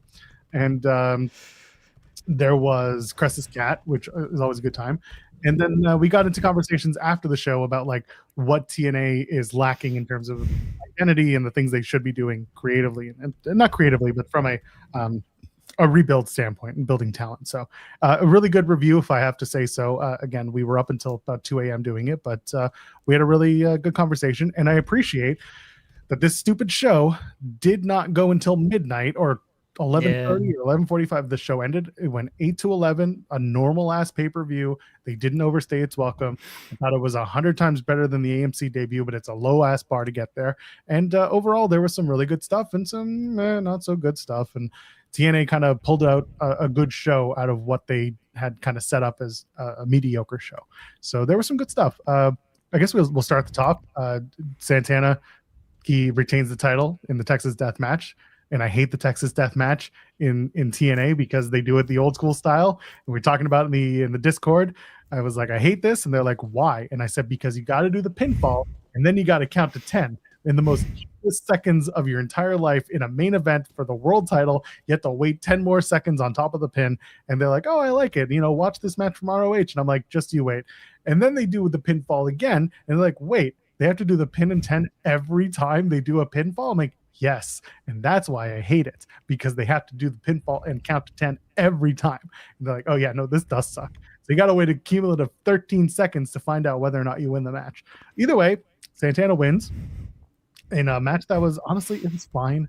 There was no reason to do this match. And I talked about it on the post show that creative really fucked both men by doing this, because you forced these two guys to have to go out and have a better match, have a bloodier match, or at least a more intense match than a Texas Death Match should be, because these two men didn't hate each other. There was no reason to do a Texas Death Match. Kazarian and Santana both respect each other. This was just a rematch of a rematch of a rematch because you got lazy. And then you gave they respect each other? That was the whole purpose of the story. They respected each other because they came from AEW and they took bets on themselves, and now they're so excited to defend the title against each other. There was no hate. There was no hate. The NXT Outlaws were the ones that cost Santana the title, to which Kazarian had absolutely no part in. He didn't. And so there was no reason for these two men to be upset at each other beyond just wanting to be the best. Santana should have been more pissed off. He used his cash in on him. Yeah, but he was fully within his right to do it. That's the whole thing. Yeah, but Santana still should have been pissed about it. Well, there's one thing to be pissed about a situation. There's another thing to be pissed about, someone screwing you. He wasn't screwed. He got cashed in on in an opportunity that came about. That's just what heels do. So there was no you went after my family. There, so for example, let's say Kazarian went after his daughter and did some stuff. Let's say he did what the Righteous did. He captured the daughter. I don't know, whatever. Let's say family got involved. That's a reason to do a Texas Death Match. That's a reason to have a match where the two men beat the crap out of each other and they run all over the arena and they beat each other up, and it's super high impact, super high intensity, and then the match ends with someone definitively winning, and that's the end of the feud. The blow-off should reflect the match type. No, this wasn't them doing that. This was them being lazy and being like, all right, we got to do it again because we didn't plan for anything. So let's just do Texas Death to pop the crowd and not give them the same match all over again, even though there's absolutely no reason for this. And we're going to force these two guys to work extra hard for something to get the crowd into that they aren't invested in. So we're just going to do, Zabada and bullshit so that they can get into it. That's the problem with TNA's creative now, is that they force the talent to work harder than they need to. Meanwhile, you've got Bully and the Hardys and being like, oh, it's so simple, you could tell such a great match if you just have the basics, and then you have a 5-star match if you bring the story, bro. Sorry, the wrong bro. If you just tell the story. Well, the problem is, there, like we talked about, there's no history, therefore the story doesn't exist, and therefore the buy-in's not there. So that was the big miss on the main event, is that they just did a rematch. There was no reason for it. And of course, Nic Nemeth was a special referee, called it down the middle. Carlos Silva comes into the ring, gives the title to Santana. And then my favorite part is Nic Nemeth tapping Carlos on the shoulder, be like, all right, get the fuck out of the ring so I can cash in. And then Carlos leaving the ring so that he can tease the cash in. Nic Nemeth tries it. Daniel Spencer, the referee, takes forever to get down to the ringside. And by then, Santana, he knocked out Nic Nemeth. And before you say anything, no, Nic Nemeth couldn't count the fall on his own because he was only the guest referee for the match that he called. He was not special guest referee for a night. He was guest referee for a match. And I'm telling you now, that's going to be what people say when asked why couldn't he count the fall in his own match. Yes. Yeah, I understand. That's your logical reason. We're talking about TNA here. The logic out the window. I need the most half-assed bullshit they can give me, and they didn't do that here. And that's why I'm mad at this company. That's why they screwed up, because it would have been much funnier, much, much more hilarious if Nic Nemeth takes him out and then pins him and then counts his own pinfall. And yeah, dorks like you, he'd be like, well, he was only the special guest referee for that one match. He couldn't do the matches for this. I don't care. I do not care about that. He had the referee shirt on, right? He should have been allowed to count his own pinfall because he had the referee shirt on. So no, do not give me he couldn't do it. He could have. He had the stripes on. He could have done it. No, he couldn't. Yes, he could have. No, he couldn't. Who was going to stop him? Santino Marella, of course. And then Suat, Daria Ray would have come out and said something like... That dork-ass Santino Marella ain't going to do shit. It's true. And Daria probably would have sided with Nemeth because, I don't know, she likes the chaos of it all. And also, like, WWE, we were both there together. I don't know, that's a thing they do in TNA, right? Yeah, someone tried to explain in our Discord. And by the way, I actually very much respect that this person understood that when I attacked their opinion, it wasn't attacking them. So shout out to that person in the chat in our Discord on Fightful Select. They were saying, the reason why Daria Ray made Nemeth the special guest referee was because they were together in WWE, right? And I was like, no, you can't assume the knowledge, going back to that conversation, of Dolph Ziggler and Sonya Deville being best friends 7 years ago on WWE television. You cannot do that because TNA did not even give you that. So you can't go by the they were friends, therefore this is how it works. You can't assume the knowledge. Therefore, she just made him the referee, but he was only the referee for the match. That's the way it works. Okay, you can't assume the knowledge, sure, but you can make it the story, Joel. Yes, but they didn't. That's the point. This is where they screwed up. This is my whole point. I'm in agreement with you there. I agree with you there. Nic Nemeth should have hit the zigzag, whatever he calls it nowadays. It's called the knick-knack. It's called Danger Zone, but I call it the knick-knack. He should have hit the give a dog a bone on Santana and then counted his own pinfall, held up the title, like, I'm the champion and everything. And then Santino comes out and like, no, we ain't doing this, man. And then Nic Nemeth super kicks him. And then Daria... What was that? I don't know. I don't do accents around here. A really poor Rastafarian accent. You Jamaican, Jesus Christ. He might have been hanging out with the Rascals, okay? Nope, probably not. They don't work there no more. They might have left some stuff for him, you know what I mean? Anyway, Santino comes out. He gets super kicked because he's a dork. And then Daria comes out and is like, I'll allow it. This is fine with me. Nic Nemeth is the champion. And then you go off the air and it's like, oh, wow. Everybody's pissed because that's how you got to end every show, with pissing off your audience. You know what I mean? And then on Thursday, which is a live episode, I believe, Thursday, Daria references how they were in cahoots years ago with the whole Otis and Mandy stuff. And it's like, I've always been a fan of Nic Nemeth. Dating back 7 years ago, I tried to set him up with my best friend because he was better for her. And now I see him get this opportunity here. And yes, I'm going to support my friend Nic Nemeth. Because you know what we need in wrestling, Joel? You know what we've been lacking in professional wrestling as of late? Love. A heel authority figure with a heel champion. We ain't seen that in forever. And it works every time. Just look at the example of Austin and McMahon. And Austin and McMahon. It always works. And that's what TNA needs to do. The heel authority figure, in this case Daria, and the heel champion, in this case Nic Nemeth, running roughshod over TNA like they are the new Steve Austin. I don't know who the Steve, I guess Santana's Austin in this case. Like they are the new Vince McMahon and The Rock, the corporate champion, Nic Nemeth. And maybe The Rock will show up on this show. He's a fan of Dolph Ziggler, right? Well, I wouldn't go that far. Okay. But anyway. Regardless, this should have been what they did. Instead, they gave us Santana holding up the title, and it's like, yay, now you're going to be the champion for like 2 weeks until we find out how to take the title off of you. I have much better ideas than what TNA does. Think of the heat, brother. Low bar. Santino gets in the limo and explodes. That's exactly it.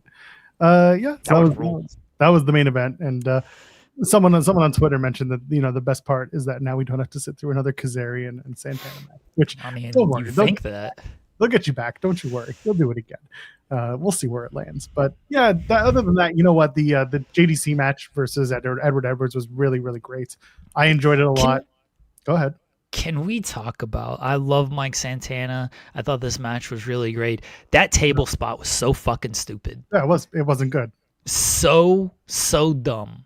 I don't know whose idea that was, but someone should have been like, what are we doing here? Like, I watched that and it kind of just took me out of the match. Well, every match they have one spot that seems to be absolutely blown by somebody completely. They did the ref spot on Thursday. They did this table spot. I'm sure there were other ones from the live show on the 20th that I know that there was. I'm trying to think, but I know that there was. Just something gets missed and it's like, I don't even know if this was a blown spot more than just like, what was the purpose and the idea behind this? So for those that don't know what I'm talking about, there's a table on the outside, okay? There's a table on the outside of the ring. Santana's on the middle turnbuckle, and Kazarian is on the apron, all right? So Santana jumps like to the table, and Kazarian catches him with a cutter. I don't know what the purpose of this was. Like, he's jumping away from Kazarian to go through the table, so Kazarian catches it. Like, it just looks stupid. It did. It should have been Kazarian going to the turnbuckle, running up to the turnbuckle, and grabbing Santana's head and bringing him through the cutter through the table, which is a little ambitious. But this spot, that was their way of not doing ambition, but still screwing it up, and also it made no sense from a physics standpoint. You do that, or I don't know if Kazarian has any friends, but someone like pushes Santana, so then Kazarian can catch him with the cutter. Like, this just looked dumb because it made Santana look stupid. It's like, what were you even aiming for here? Like, don't make your baby faces look stupid. Whoever pitched that spot thought this was a good idea because it's like, oh, look at this. It's going to be a cool cutter to the table. Someone should have been like, this is not logical. This makes me look very stupid. We should do something else. Figure it out. They were also down 2 producers. So there was that. At least 2. No excuses. One of them is one of your better ones. So while there are no excuses, it's certainly something to worry about. You got to figure something out better. 2 different matches used Styles clashes in them. Okay, what are we doing here? Stop it. We get it. You like AJ Styles. He's not coming back for you. He certainly ain't coming back for either people who used the Styles clashes that night. Yeah, people got hilarious about when AJ was confronting or talking with Santana and Kazarian on the AMC show. And like, oh, what are they setting up here? Like, fucking nothing is what they're setting up. They had Styles there for that show, and they're like, oh, let's add importance to this main event by having AJ talk to both guys. He ain't doing these matches. It's just not. How dare you? Rebellion's going to be great. He was never going to do these matches. Get ready for Frankie Kazarian versus AJ Styles. Look, if they do it, I do think it's going to be Kazarian. I've said that dating back to when he showed up at Slammiversary. I thought it was going to be Kazarian, and I still think that. I just don't think they're actually going to do the match. I think they're more likely to do it if they do it with Kazarian. That's the only person I can see that working with. Or they want to make it Leon Slater's last match, not for the X Division title, but his last match before Leon goes to WWE. Basically, AJ and Leon just gonna match, and then at the end of the match, AJ just swoops Leon off his feet and carries him over the threshold to WWE. They'll just do that match in WWE if that's the case. Like, why are we going to put this match on TNA? That's what they're going to do with the X Division title match, which made me laugh so hard because they have Joe Hendry go out there, work the triple threat match, and it was a great match, by the way. I actually thought that. So we'll talk about why it wasn't and why it was, but Joe Hendry wins the triple threat against Moose and Cedric Alexander. And before the match, Leon Slater had sent a video in being like, sorry, I can't be there, but I was on SmackDown and with my TNA family, but I'm going to give Cedric and Moose their shot when I come back. And then commentary was pretty adamant that like the winner of this match would be probably first in line. Well, now Joe Hendry is now first in line, which means soon on NXT you will see Leon Slater versus Joe Hendry for the TNA X Division title, because God forbid TNA actually gets to showcase their titles on their television show. Absolutely hilarious that you have a triple threat match and you have Leon Slater do this video of like, yeah, don't worry, I'm going to give Cedric and Moose their shot here. And then Joe Hendry just beats both guys in this match. I understand like he only pinned one of them, but he still beat them both. The record shows Joe Hendry defeated Cedric Alexander and Moose. Hilarious that this is how you're setting up Leon Slater defending the title against one of these dudes. I assume Joe Hendry gets an X Division title shot, but you're telling me Cedric couldn't pin Moose or Moose couldn't pin Cedric here and to solidify themselves as like the number one contender, you know? That couldn't happen in this match. Instead, Joe Hendry wins. Rules. Absolutely rules. I just watched it and I was like, of course, it's great. The match itself, I thought was really good. I thought the one thing that really took away from it, and it's not the first match on that card that did this, was just over storytelling, the silly shit. So early in the match, Joe Hendry does a backflip, back body drop to Moose onto the stairs. And Moose is selling his back, which like he has the recent history of hip issues and blah, blah, blah. So they're playing up the injury. But then like Hannafin starts talking about very seriously, because the crowd is, you know, they're watching as the doctors and Carlos Silva, who's a doctor, goes and checks on Moose. And Tom Hannafin's just like, oh, well, you know, lately on Busted Open, they've been talking about how Moose is injured. And I'm like, fuck this work ass injury. What are we doing? And then, of course, Moose comes back in and he does Spirit of 76. It's so funny watching him do fucking Spirit of 76 comeback. We're trying to do all these moves where he sells his back because he keeps back bumping every single move when he gets back in the ring. And eventually, like, they give it up and they have a good match. And it ends with, Joe basically steals the win after Moose gets the what's it called? What does Cedric Alexander call that move? The lumbar check? Yeah, he hits the lumbar check on Moose, and then Joe comes in and does the standing ovation on Alexander, and he gets the win. So he didn't steal the win. You're right. He took advantage of the moment. Yeah, stealing the win is like if he'd pushed Cedric out of the ring and then pinned Moose. Stacks won the match by stealing the pin in that match. So Stacks, KJ Orso also showed up on the pay-per-view in the pre-show. Shout out to KJ, not only a great wrestler and entertainer, but also pulled a Rick Rude and showed up at GCW later that night because they were running Dallas too. And he had his match against Effie. So a good night for KJ. I think Amy Rose, who was in ROH for a long time as a manager, I think she was in Rich Swann's entrance as well for the show. And I know that KJ and Amy have worked together on the GCW circuit. So there is that. So yeah, the triple threat was a lot better than expected because it would have been better with Leon, but I think they did a good job. I made the joke, and I'm maybe not so joking. I wonder how much of that match was salvaged to do exactly the spots as planned when Leon was a part of it, because it felt like that match was set up exactly the way it would have been with Leon involved. Yeah, I thought about that as well. I mean, Joe Hendry's not going to do everything Leon does, but you just kind of Joe Hendrify the match of like, all right, instead of Leon doing this thing, Joe will do this thing. Yeah, so it really felt like they told most of the match story, and they did a good job with it. So good match, and nothing else to add other than the X Division title is going to be on NXT more than it will be on TNA at this point, by the sounds of it. Probably. JDC's final match, I thought the Last Dance was really good. Edward Edwards deserves his flowers every time. I think people often sleep on him because he's just been there in TNA for so long. And while he is a former world champion, he hasn't been like the guy in a long time, but he always has those matches. And so those two guys went out and had a really, really good time. Just a fantastic old school style match. Two dudes who like each other having their last match. Callbacks aplenty from Dango, which I preferred and I enjoyed. Did stuff with starting back to Chris Jericho, to Cesaro, to Sheamus, to Seth Rollins. I'm sure I'm missing someone here and there, but there were a bunch of moves that he did to reference his battles from WWE, and I thought it was a really, really, really good match.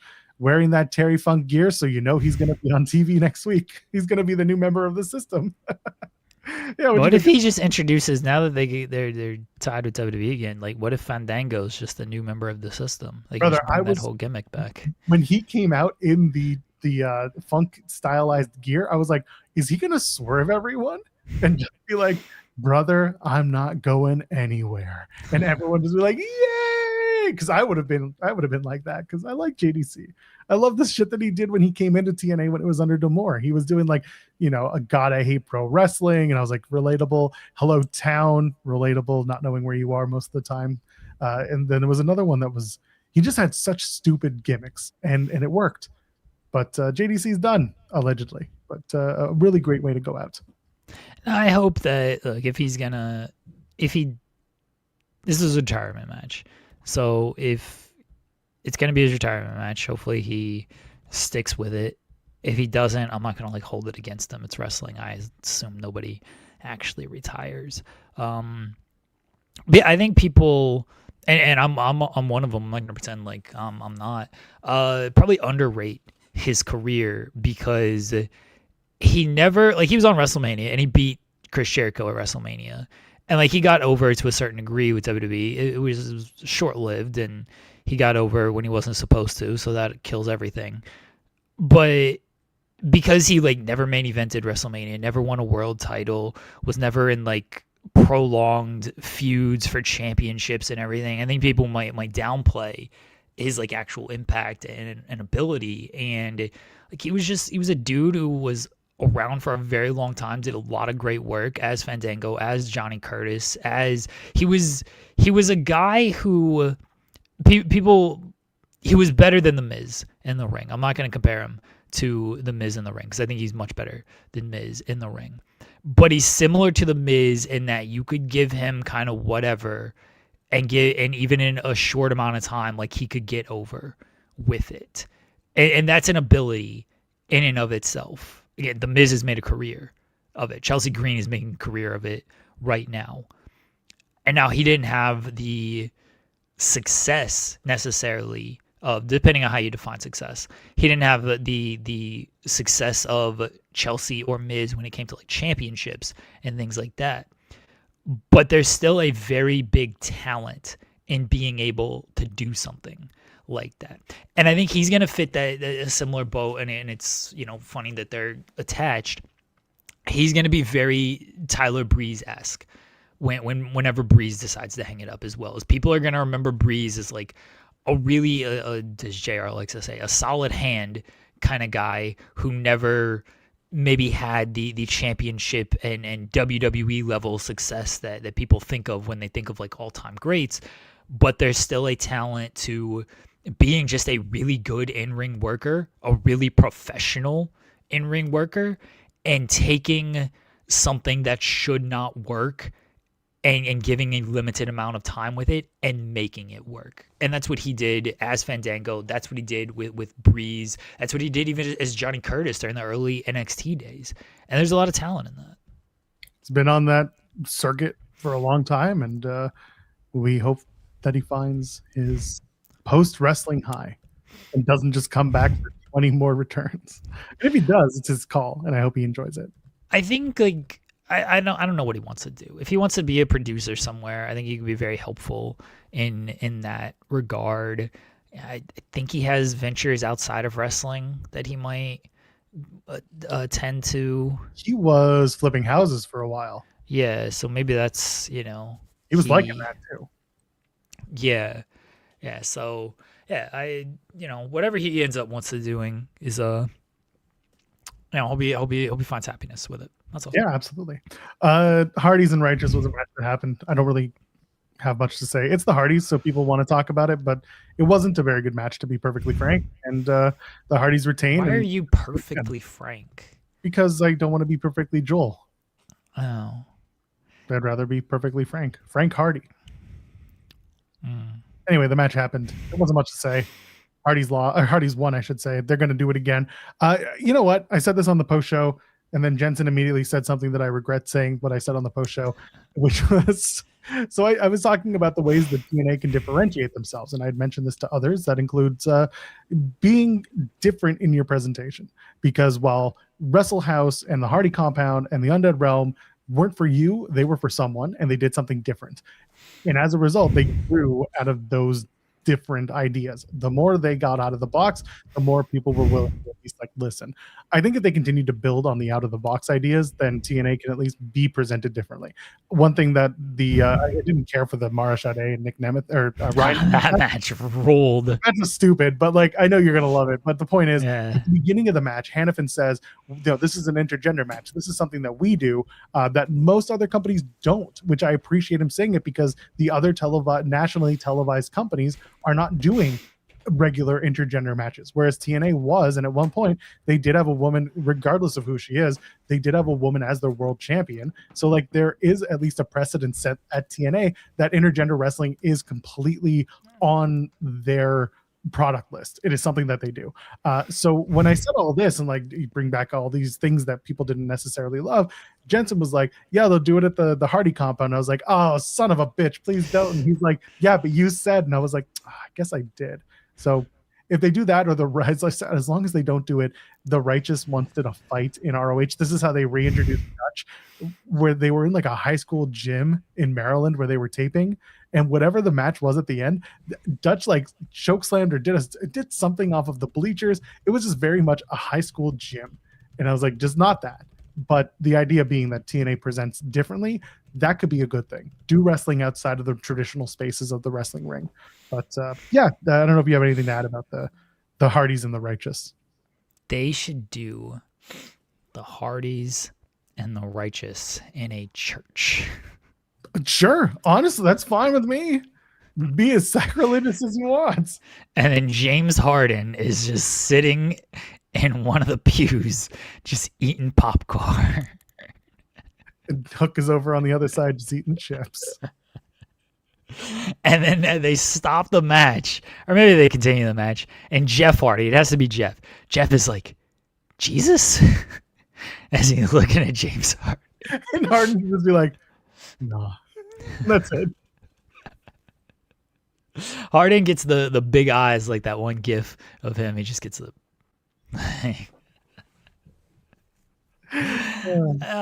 this match wasn't good. No. But people like the Hardys, so okay.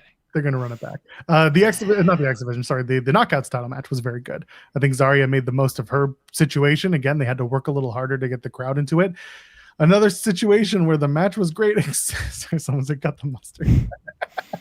Again, another situation where you didn't need the mid-match shenanigans, but you did it anyway because you wanted to promote that you're doing the Knockouts tag title 3-way number one contendership match on NXT this week, where Zaruka are probably going to win and then face the Elegance. But the Elegance got involved in the match. Zarya does a bunch of really crazy shit with Lang Lee. Lang Lee does get the win in a match that was very good and much better than expected, making up for the Danny Luna loss that she wasn't available for the show. They did the best with what they had, and they did good stuff. But yeah, this was Lang Lee retaining. I was shocked that a TNA talent won. I know, right? Who would have thought? They'll win the tag titles. It's fine. Potentially, honestly. It was a good match. It was, I mean, maybe the best match on the show. As far as like, it's not bad. Overall work is concerned. Like I thought that was good. That one, the spot, the cannonball, yeah, that looked like it sucked. That looks so good. Yeah. I was saying Zarya did look good in the match. You know what? I would venture to say probably the best Zarya has looked in a singles match probably ever in WWE, and that's not a knock on her. She's been doing tag for a while, but this was definitely one of her best singles outings, which I appreciated. Yeah. Yeah. Not much else from Genesis, unless you want to hit on anything. After the match? After the match. Oh, well, yes, after the match. But no, we didn't talk enough about the greatest match of all time. Ryan Nemeth and Mara Sade. Yeah. In a match that should have been Ryan. Well, first it was just Ryan being like horny boy, being like, "Come on, girl, come and get me," and she's just like, "Oh no, gross." Yeah, Ryan gets the roll up, he wins, and it was Mara Sade looked fine. She looked good in the match. She did stuff that was crisp.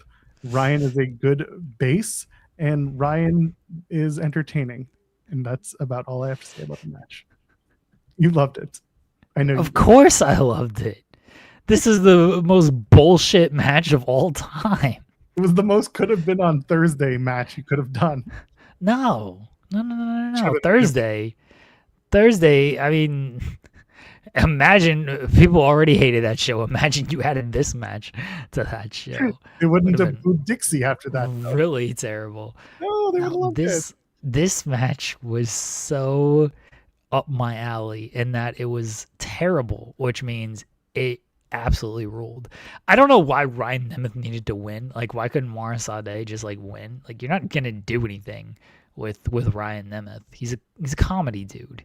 Like, if he loses to a woman, like, you can actually play more off of that than him like beating her. That's my only complaint. Is I think Morris should have won the match because I think you could have gotten more life out of it instead of the man beats the woman. LOL. Otherwise, like, the match wasn't good.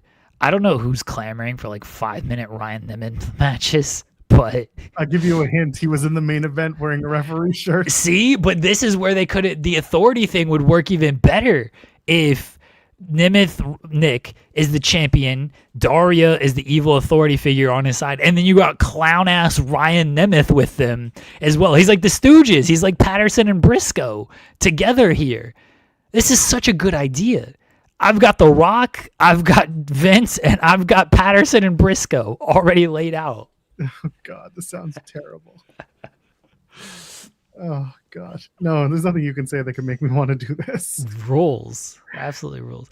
Look, let's be honest about this show, Joel. Yeah. Was it better than the AMC debut? Yes. A low bar. Very low bar. It wasn't like a great show. No, and that's the thing. I pointed to 3 matches that were very good, and that is the triple threat, the JDC match, and the Knockouts title. The main event, again, was fine, and that was just by virtue of the 2 guys going out there and working as hard as they did to do it. But like, the rest of the show was not great. They gave you a couple spots here and there, and it was just okay. It wasn't a great show. And what do we always say with TNA anyway? Is their pay-per-views are usually good. Yes. And then they do their television. And their television is never good. And that's going to be the same issue here. Is their pay-per-view, I don't even think this was like good. I think it was the definition of a Joel Pearl fine. And now they got to do television. Coming off one of their worst television episodes ever. Like, this pay-per-view didn't even have like the buzz of like, oh man, this was such a fantastic TNA pay-per-view. Like, you got it. TNA's cooking right now. You got to check out the weekly show. This pay-per-view, the highest praise most people have for it is like, well, it was better than the AMC debut. It's like, yeah, 3 is more than 1. On a scale of 100, that's still a very low number. Like, this didn't inspire a whole lot of confidence moving forward, honestly. No, and it shouldn't. And they're gonna tape some. No, they're live this Thursday, so at least there is that. Which, like I said on Friday, I was gonna say that I said it on Friday. That's not necessarily a good thing because they are not. None of their live shows that they've started doing have been good, and it's been a long run of live shows at this point. Yeah, their live shows have always sucked. They've always had pacing issues. They've always done way too much with way too little. They've never been good. They've got to find a way to make their live shows matter to the point where they can still tell the pertinent stories and not just book for the heat or try to book something that they don't have. So a good example of this was I was listening to the Grapsody Boys, and like they were dead on. Like they compared it to the Netflix debut for WWE Raw, except this was TNA trying to do that. It almost turned into a parody because they were trying to do like all of these big angles, but they don't have the star power. And then they're trying to bring in like creators and influencers and like outside stars, but TNA doesn't have that.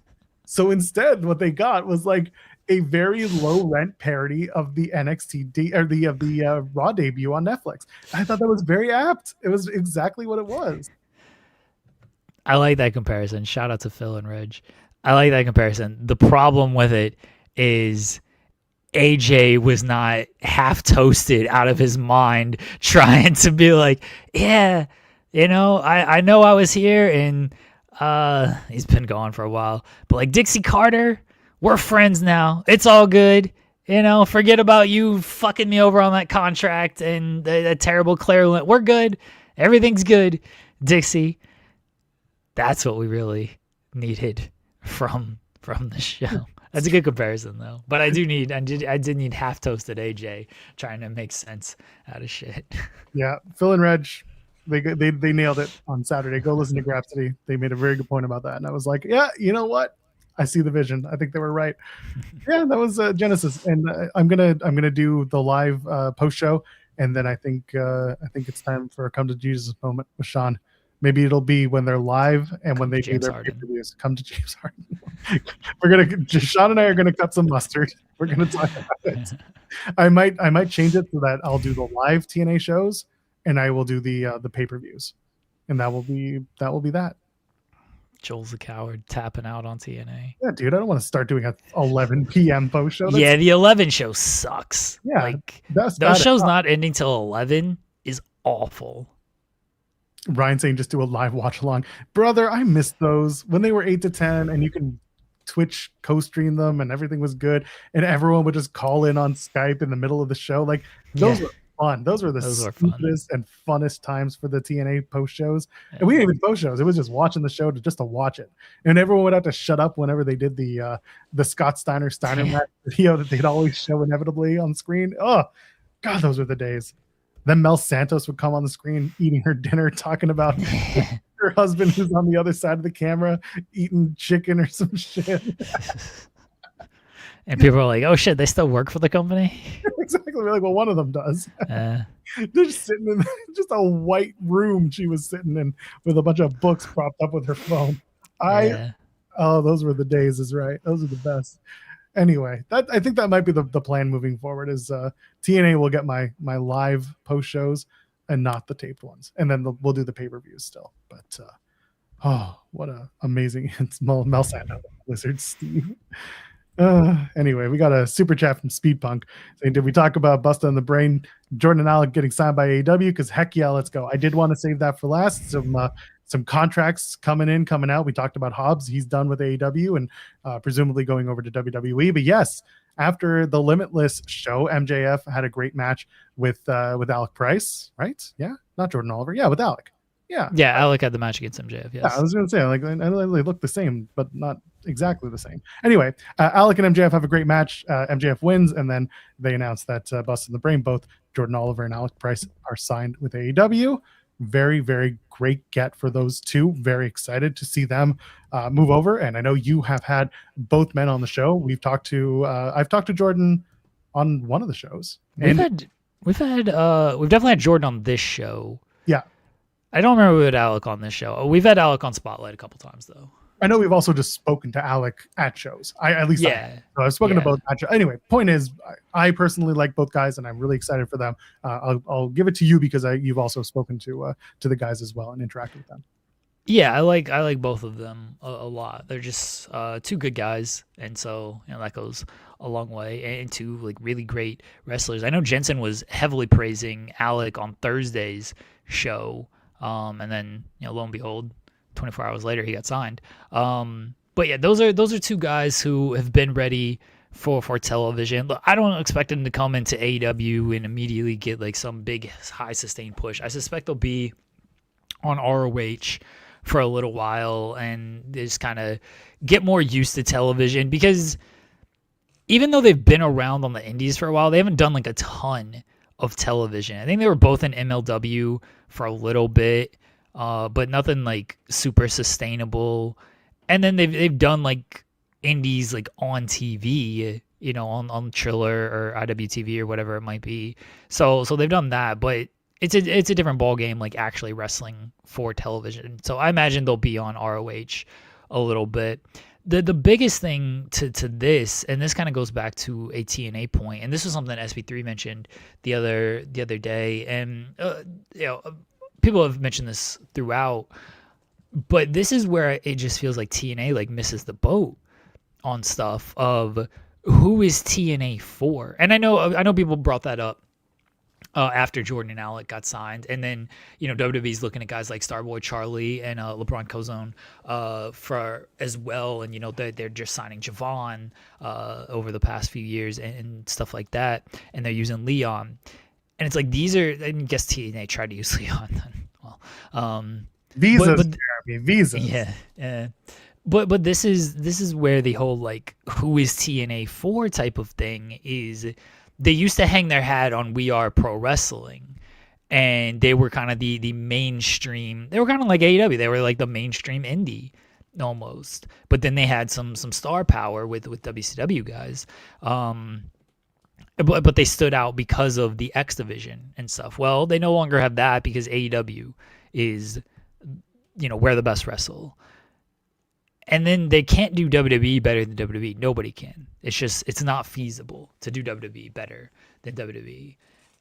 And so you've mentioned like you would like to see them do more kind of like off location stuff. And I think that's a good point of like, yeah, try to just do something different because you can't outdo WWE. You're not going to have better wrestling matches than AEW. So you got to try to think outside the box a little bit with this stuff. So I agree with that. But then you look at like the talent, and for the most part, it's just a lot of guys who were like in WWE at one point, and they're not like mailing it in or anything. Like I do think they're making the most of this opportunity, but it's like how often do we really want to see Frankie Kazarian? I know it wasn't WWE, but it's just been around forever. How often do we want to see like Frankie Kazarian and Nic Nemeth and Elijah, who I think actually is doing good work with this stuff, but like the Hardys, and I know they're draws, the Righteous, but like how much do we like really want to see these guys who have been around forever? That's my whole point. Like a lot of them are doing good work right now, and a few of them actually like do have some value to the company, but the majority of them have also been around and on television for a decade. And it's like, all right, how much do I really want to see these guys like in the main event kind of scene here? And this is where it's like, why aren't you going after guys like Jordan, like Alec, like some of the people, like, like even, I don't know. And look, I don't know if people like, if they want to be in TNA. I have no idea if Joey Janela wants to be in TNA. Probably not, honestly. Wow. But like, why aren't you like trying to kind of get these guys who have been on the indies for a little bit, but they're good wrestlers. They're just kind of waiting for sort of that new opportunity to come out. Like there might be, and I like that they brought in KJ Orso for the show. I think he could be, someone who can be something in TNA. Like, why aren't you using like Mance more? Why aren't you getting like Teriyaki, who's on the way up and everything? Why aren't you like Bear Bronson? Like they use them and then they're not using them. Like what's okay? Go ahead. I think he's going to be the guy in the system. Okay, I mean, all right. I kind of put that as my left field thing on Saturday because he and Brian Myers have a history. Myers trained him, so I kind of I was like, put Bear in the system, a bear and a moose in the system. That was my. Sorry, I needed to put that out there. But yeah, go ahead. No, that's fine. Like, great. I'm fine with that as long as he gets on television more. But like, why not use these guys and from the independents? Why not give them an opportunity to wear a bigger platform that we just haven't seen a lot of these guys on this platform? And you can do something with this. I'm biased towards certain people because they've been on the show, and if they're on the show and they have a good time with us, then we probably like them a little bit more. And so yeah, a guy like Teriyaki, a guy like Anthony Green, who was in talks with TNA before he went to Japan years ago. But like, why not kind of use these guys who just haven't been on TV a ton? And it's something different than, all right, here's Frankie Kazarian for the 50th time this year and the 5 millionth time in the last decade. There's a general lack of scouting awareness in TNA. And on top of that, it's very funny because like, this is a place where TNA could be, where they allow younger wrestlers to come and learn a television style that they don't necessarily get on the indies. It's a different style. It's something that if you're a serious wrestler trying to make a serious play to become a televised star, you need those reps. And TNA is a good place as any to go and learn and apply that trade, because you're working with some of the best people backstage that have done it. Like, listen, I know that we give Tommy a lot of shit for the creative side of things, but like, Tommy's been in the business for a very long time and he is very well liked. And for some reason, he's talent relations there, but that's a whole other can of worms. But like, Tommy is a likable individual, and as a result, you get to work with someone like Tommy. You get to work with someone like Lance Storm. Even Cody Deaner, who's been in the business a very long time, has been working in TNA or at least some form of wrestling for a long time. Those experiences are invaluable, and you get to work again the televised style where you tell 6 minutes, you got to do the match in 6 minutes. You hit your times, and that's important. Those young talent can find an absolutely invaluable experience going to a place like TNA, and TNA needs to know that this is a stepping stone for a lot of talent, where you go and you build them, and you do the thing that I hated ROH doing towards the end of ROH's kind of plateau, where they started promoting themselves as like the star makers of the future. When Adam Cole and everyone else was leaving Ring of Honor to go to NXT back in like 2018 and do all that stuff, that's when ROH kind of shifted their view and they started promoting themselves. We make the stars that shape tomorrow's wrestling. And it's like, God, show yourself a little respect, but also, you're not wrong. And you can do that with TNA now. They can be the star shapers of tomorrow. They don't have to say it out loud like Ring of Honor did, but they can be building some of those stars now, knowing that eventually those stars are going to find a pipeline. And for WWE, this is the pipeline for them, is through TNA, because that's the partnership that they have. Or they leave and they go to Ring of Honor, AEW, MLW, whatever it is. But TNA needs to take that opportunity and seize it and look for that talent. Titus Alexander's another good shout. I don't know how that guy isn't like somewhere out there. Look, people have said it, and I think there's a partial truth to it. They're probably not going after some of these people because it's just easier to use Stax and Lexus King and Charlie Dempsey, and WWE is just paying for those guys to be used on their television show instead of, hey, let's pay Titus Alexander however much money we have to pay him. Name values, bro. I mean, that's the thing, is like I don't think, no offense to Lexus King or Charlie Dempsey, I don't think people are going after, are tuning in to like see these guys, because they treat them like dorks on NXT, and now it's like, hey, show up in TNA, and like they don't treat you like a dork. It's like, well, I see you lose a bunch on the actual important show, so why do I care that you're here? Now you're beating all of these people, and so now I don't care about these people that you're beating, and it's just a trickle-down system of not giving a fuck about the talent that is actually in the ring on TNA. And that's where, again, you could have guys like a Titus Alexander who you could give some victories to, and you can try to build up and everything. And look, yeah, they might leave. They might go to AEW. They might go to WWE. At least if they go to WWE, there's always a shot that like they can return and do some stuff. If they go to AEW, like, then maybe you did something wrong, and maybe your offer sucked, and you should have been better about that. But it shouldn't deter you from like stopping. Yeah. It shouldn't deter you from like not going after these guys, because like, well, we're just gonna lose them to WWE or AEW, so instead we're gonna sign Nic Nemeth because we're not worried about him going anywhere else. It's like, well, again, we've seen Nemeth for a while, and I don't think Nemeth is doing bad work. I'm not trying to like knock on Nemeth or anything. I'm knocking on the, how about you use young kind of up and coming talent, and we'll say rookies, instead of so many veterans that we've seen forever. And there is a balance. Like, you can use those guys like Kazarian and Nemeth. I use Kazarian because of just longevity, but like, there are those people that you can use to build up the rest of your show. You need those stars. Never misunderstand the fact that like the indies do it all the time. They bring in signed talent or formerly signed talent, and that was what the name recognition brings in the tickets.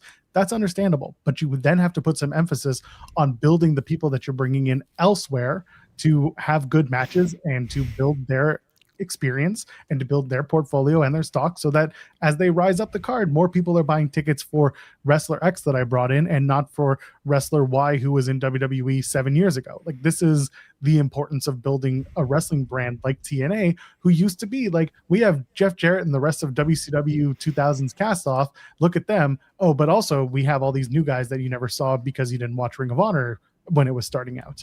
So there is room for it. Someone in the chat also mentioned the reclamation projects that TNA has done, right? They took Trinity. Trinity got all of her not experience, but her confidence back.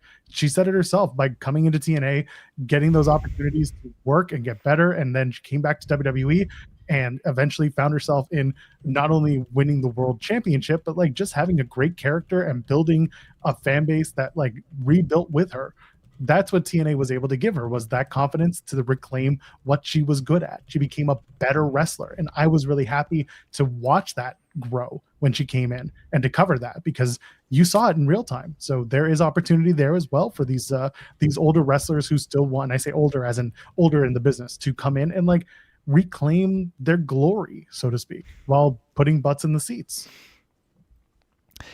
People are right about certain things, and I mentioned it, of it's easier for them to use NXT talent that they don't have to pay instead of like sign a bunch of new talent. It also, there is a possibility, who pointed it, Zeno Hour mentioned it, of WWE might not love that, like, hey, why are you using this guy instead of one of our guys? Like, we're sending down our guys for you to like use, and we need him to get reps here instead of elsewhere, type of thing. Yeah, like I do think there are some like I do think there are some kind of, I don't know, political, but there are like some issues of the partnership does play a role in things, good and bad. Like there are positives to it.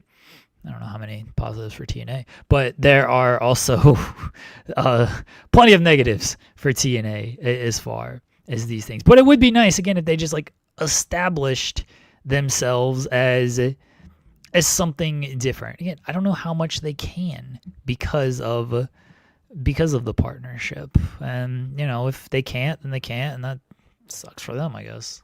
They have money, at least a little bit now, allegedly. Yeah, they want to brag about this TV deal and stuff. Like, yeah, they do. Start showing us more than just Elena Black and Dario Ray. But again, I disagree. Well, we'll see. We'll see what happens in the next little while. Yeah, that's it. And also dual contracts coming through with AEW and CMLL. Mandy Rose coming to TNA soon. Yeah? You promise? I mean, I'm not going to say it's like 100%, but Daria's there. Cora's there. Elena, she's there. Are they working on things together? Have they been doing some things together? Yeah, they're doing OFW, the wrestling in a cage, exposing the business completely. Brother, I love it. Because they just wrestle and then they just like stop counting the pen and then they like laugh and everything. Just completely killing the business with OFW. It's going to be very funny. Dude, if Mandy shows up, I'm going to Mandy Sacramento, baby. Let's go. I truly think she's going to show up at some point this year. Is she going to be the assistant? The assistant? Maybe. No, I don't know what she's going to do, but she's the network. I truly think she shows up at some point this year. Fair. We'll see. Yeah, Persephone and Mascara Dorada are dual contracted AEW CMLL superstars now. Good for them. Oh yeah, SP3 and I talked about this on Thursday. I got nothing to add from Thursday. Yeah, no, just wanted to put that out there. But okay. Is there any other additions, subtractions? Santos Escobar, he's back. He waited on that bus for so long, Jeremy. He was sitting there being like, now's my time. I'm going to do it. And then they were like, all right, drive him to Mexico, see what happens. And he did. And he confronted Wagner 3G, took off the mask, and beat the shit out of him. Good for him. I'm shocked that it was Santos Escobar over or under the Phantasma mask. Never would have seen that coming. Were people really confused? Who is that man under that mask that he used to wear? It's good to see Santos back. I love his work. I'm very happy to see him get TV reps again. And listen, if he becomes one of the guys fronting AAA, then I'll be all about it. I thought it was a fun show. Like it was relatively short. I think it was maybe an hour and a half. I guess I could check the YouTube, but it didn't feel long. Like it went by pretty fast. There was some production stuff. I don't know how it showed on Fox Latin America. That's a feature, not a flaw. Yeah, but on the YouTube, it was an hour and 18 minutes. So I assume like the live show would have been an hour and a half when you factor in like commercials and everything, however that works. But yeah, it was a easy to digest show, and main event was fun. Yeah, Vikingo is I don't like him down there. You know, Dom is the AEW champion. Congratulations to him. It was biggest piece coming out of that show. Yeah, I know they're using AI on this stuff because they're cheap and lazy, despite the fact that they're the biggest company in the world. That's how you get all that money. You're cheap and lazy. But like, did no one even like check this? Like, fine, if you want to use your AI, like, I'm not gonna advocate for it, but I understand that everyone is doing it now, and they're no different. So, and they've been doing it for a while. So, whatever, they're gonna do it regardless. So they don't care what I think about it. But you probably got to at least like go over it and be like, maybe this says AEW. Maybe we should re-AI this thing. Make it say TNA. Yeah, they're gonna do what they're gonna do. WWE's gonna AI their way to whatever they can. So. Hey man, they got some chatter for AAA. I hope Dominic buys an AEW replica title and brings it to TV. That's what he should do. Oh, Luis saying AEW or AAA got panned in Mexico for the stream. Yeah, the production was so full disclosure. Like, I'm trying to watch like 3 shows at once on Saturday. I turned the football game off, but I did have the football game on early because it was competitive for like a minute or two. But Collision was on, TNA was on, and AAA was on. So I got kind of all 3 running at the same time there. But I was mainly kind of covering AAA. So I caught the majority of the production issues, but not like all of them. But I could definitely tell, like, oh yeah, y'all had a bunch of production issues. It's like during the Penta promo, especially, like you could hear like everything that was going on in the background and stuff. I know they've taped like the next 2 weeks, so hopefully they can clean that up since it's a taped thing. But as production issues aside, I thought the actual show was pretty good for if this was like your first introduction to AAA, and I know it's not for a lot of people, but if it was, I thought it came off. It was better than the TNA AMC. I was like, oh hey, you had a good main event. You established who kind of the top guys are. Ray was out there. You had a good return in Santos. Like it was if you want to compare it to the TNA AMC debut, where it's like, hey, if this is your first time watching something, this was way, way better. Where were the influencers? Where was Fluffy? Was he on the show? No. Well, then clearly it wasn't a big debut episode. Those people, yeah. Yeah, they Could didn't you have imagine those if people. they had Gabriel Iglesias on the show?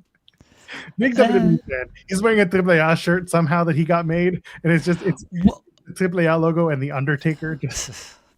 Dom mentioned like Canelo being there and everything. Not this past show, but he mentioned Canelo showing up to the one of the previous shows, and it was outside of the AI stuff. It was like it was a cool video package, and Dom just continues to be Dom, which is always good. So again, I thought it was like, yeah, AAA. You mentioned it too, Joel. AAA production is definitely a feature, not a flaw. So it's nothing new. God, I missed that. TNA Mexico coming to you soon. Before we talk about the big AEW TNA show that's coming up, we'll get to that in a second. Was there anything else we need to talk about?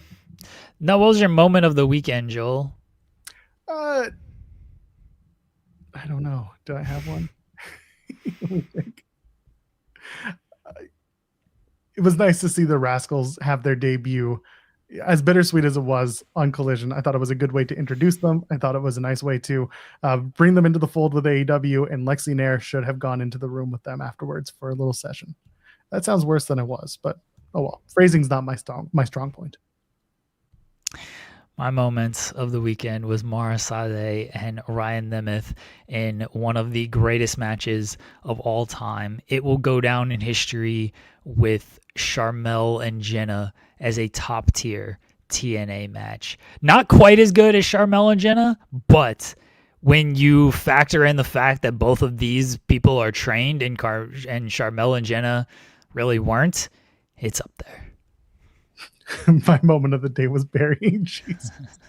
No, they did that already. The what I was going to leave everyone with was there was an announcement that Steve Macklin and Deonna Purrazzo are going to be putting on a show called Battle for the Brave. It's on Saturday, June 6th at the Rahway Center in New Jersey. It's going to be a wrestling showcase for heroes benefiting the Tunnel to Towers charity that they do. I know that going into the show, we'll have one or both of them on to talk about it. It's June. It's a Saturday. I'm thinking about maybe if we can work some stuff out, maybe I'll fly in and support it because if I can do some work. To Jersey? That's terrible. I know it's 20 minutes from the airport. I can fly in, fly out, depending on the time. If it's an afternoon show, even better. I can just make a quick in and out. But we'll see. We'll see. Regardless, we're very happy for Steve and Deonna to be putting on a show like this for a good cause. And we'll welcome them back on the show when we get the chance. And you and I, we should show up. We should be on the show. I think we should. I've already pitched. I've pitched. Yeah. I replied. To that pitch. What? I replied to that pitch. So did Deonna. She just laughed, which I don't feel is like a good sign for my attempts to join the creative forces of the event Battle for the Brave. So yeah, but I'm trying. Imagine they bring me in just to do some stuff. I'm telling you, man, we should be the general managers for the night. What would we do? Doesn't matter. Whatever we want. Whatever we want. Who's the big heel in this promotion? I want to align with them. Us. It'll be us. We're the top heels. Yes. I don't feel like being the heels here. You know what I mean? Like, I don't feel like being heels for this event would go over too well. We hate tunnels and we we hate charity. Don't get us started on heroes. They're gonna do the national anthem. We gotta kneel during it. I mean, I probably would. I would. But yeah. The pre-show panel within the week. How do they fly out SP3 for this thing? I don't like leaving my house for any of this stuff, and the cruise would be iffy. For Deonna and Macklin, though, I would do this for them. And are you far from Jersey? I'm trying to think. Let's see how far the Rahway Center is. I feel like it's a decent drive. I gotta imagine it's like 10 hours, honestly. 10 is a lot. Yeah. I'd more likely. What? I didn't think you were that far. I mean, we're about to find out. Rahway Center. Why can't I just get? Okay, no, that's not it. It's the Rahway Recreation Center. Oh. 275 East Milton Avenue. Rahway. Okay. Rahway. Rahway. Oh, 6.5 hours. Okay. That's not terrible. Like I'd probably make that drive. It's a long drive, but for friends. It is, but like 6.5. Like, I drive 8 hours to go see my mom. Fair. Would you stay over there or go right back? I don't want to stay in Jersey. Okay. That's why I'm hoping it's an afternoon show. I don't want to stay in Jersey. 6.5. No, I would do that. That's not terrible. Like I kind of feel like 6 feels like my limit at this point. But tack on a half hour. I think I could pull that off. So if we're invited to this show, I would show up. But we got to be invited. I'm not gonna invite myself, even though I kind of did. Myself. I'm just gonna invite myself. We're showing up. Oh yeah, we stay with Kate afterwards. No, we'll sleep with the dog. I don't want to stay. I don't want to stay in New Jersey. Fine, we can just sleep with the dog. It's fine. I don't want to stay in New Jersey. No, I want to be home and in my bed. I can't blame you. Raw is at 3:00 Eastern. Go watch it on Netflix. Gunther will open the show. Javon Evans versus El Grande Americano. Just don't step on his neck. Rey Mysterio, Dragon Lee, and Penta versus The Vision. Logan Paul, Bronson Reed, and Austin. I have a theory. World Heavyweight Championship on the line. CM Punk versus Finn Balor, and maybe his grandma at ringside. And the Women's Intercontinental Championship for the 6th time. Becky Lynch versus Maxine Dupree. That hurts. 6 times. Joel. 6 times, baby. I'm mad this show wasn't in the UK and SP3 had to sit through this show and sit through Becky and Maxine for a 6th time. They've been working this match on the house shows. I've heard they're not great. No, I was hoping for the opposite, but here we are. This has got to be the end of this. They can't do this match anymore. I don't know why this isn't like a submission match or something different, but can't. I assume Punk and Balor is the main event tonight. Yeah, it'd have to be. We're gonna find out tomorrow. SP3 and Jeremy are back talking about a whole bunch of stuff. Maybe Raw if it doesn't end in a DQ and other things. Anything to plug before we get on out of here? No, yes. I don't know.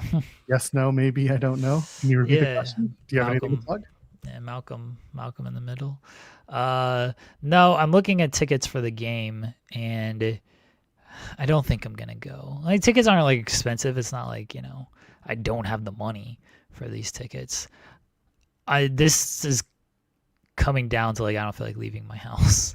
Fair. Fightful Awards are tonight, by the way. Oh shit! Yeah. Tonight, so check that out. Denise will be back on the channel for whatever reason to host with Sean Ross Sapp.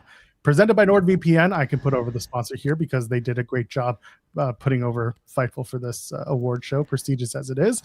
A lot of really cool interviews coming from this or conversations from the winners. So be prepared to watch some good conversations about winning matches and moves and stuff. Jules is also saying that she goes to all the shows at Rawway. So if we go, we will see Jules. We'll meet Jules. I would like to go, but I got to be invited. I'm not going to invite myself. I need Macklin and Deanna to personally come on this show and invite me. Personally? Shit, yeah. I was going to say, listen, I got swimming lessons with the kid on Saturday, so maybe that's when we'll have a chat. I need them to come on the show and be like, Jeremy, we really want you at this show. We cannot do this show without you. If you are not here, we will cancel this show. You want them to beg? Good Lord. All right, I get it. I understand. Results of our poll question. Your favorite show from this weekend. 7% said AAA on Fox Latin America. 9% said TNA Genesis. 21% said WWE SmackDown. And 63% said AEW Collision. We have a very pro AEW chat, which is not surprising. Awful. What time are the Fightful Awards? Go check the main channel. I think it's 8 o'clock. 8 o'clock. Yeah, 8 o'clock since SmackDown's early. So, yeah. Oh, well, it's Raw tonight. SmackDown would be very early. Yeah. They should just have SmackDown tonight. That's fine. I was supposed to do the post show, and then my kid was like, can you please take me to ballet instead of mom tonight? And I was like, well, there goes that. So, did you dance? I will be dancing. That'll be tonight.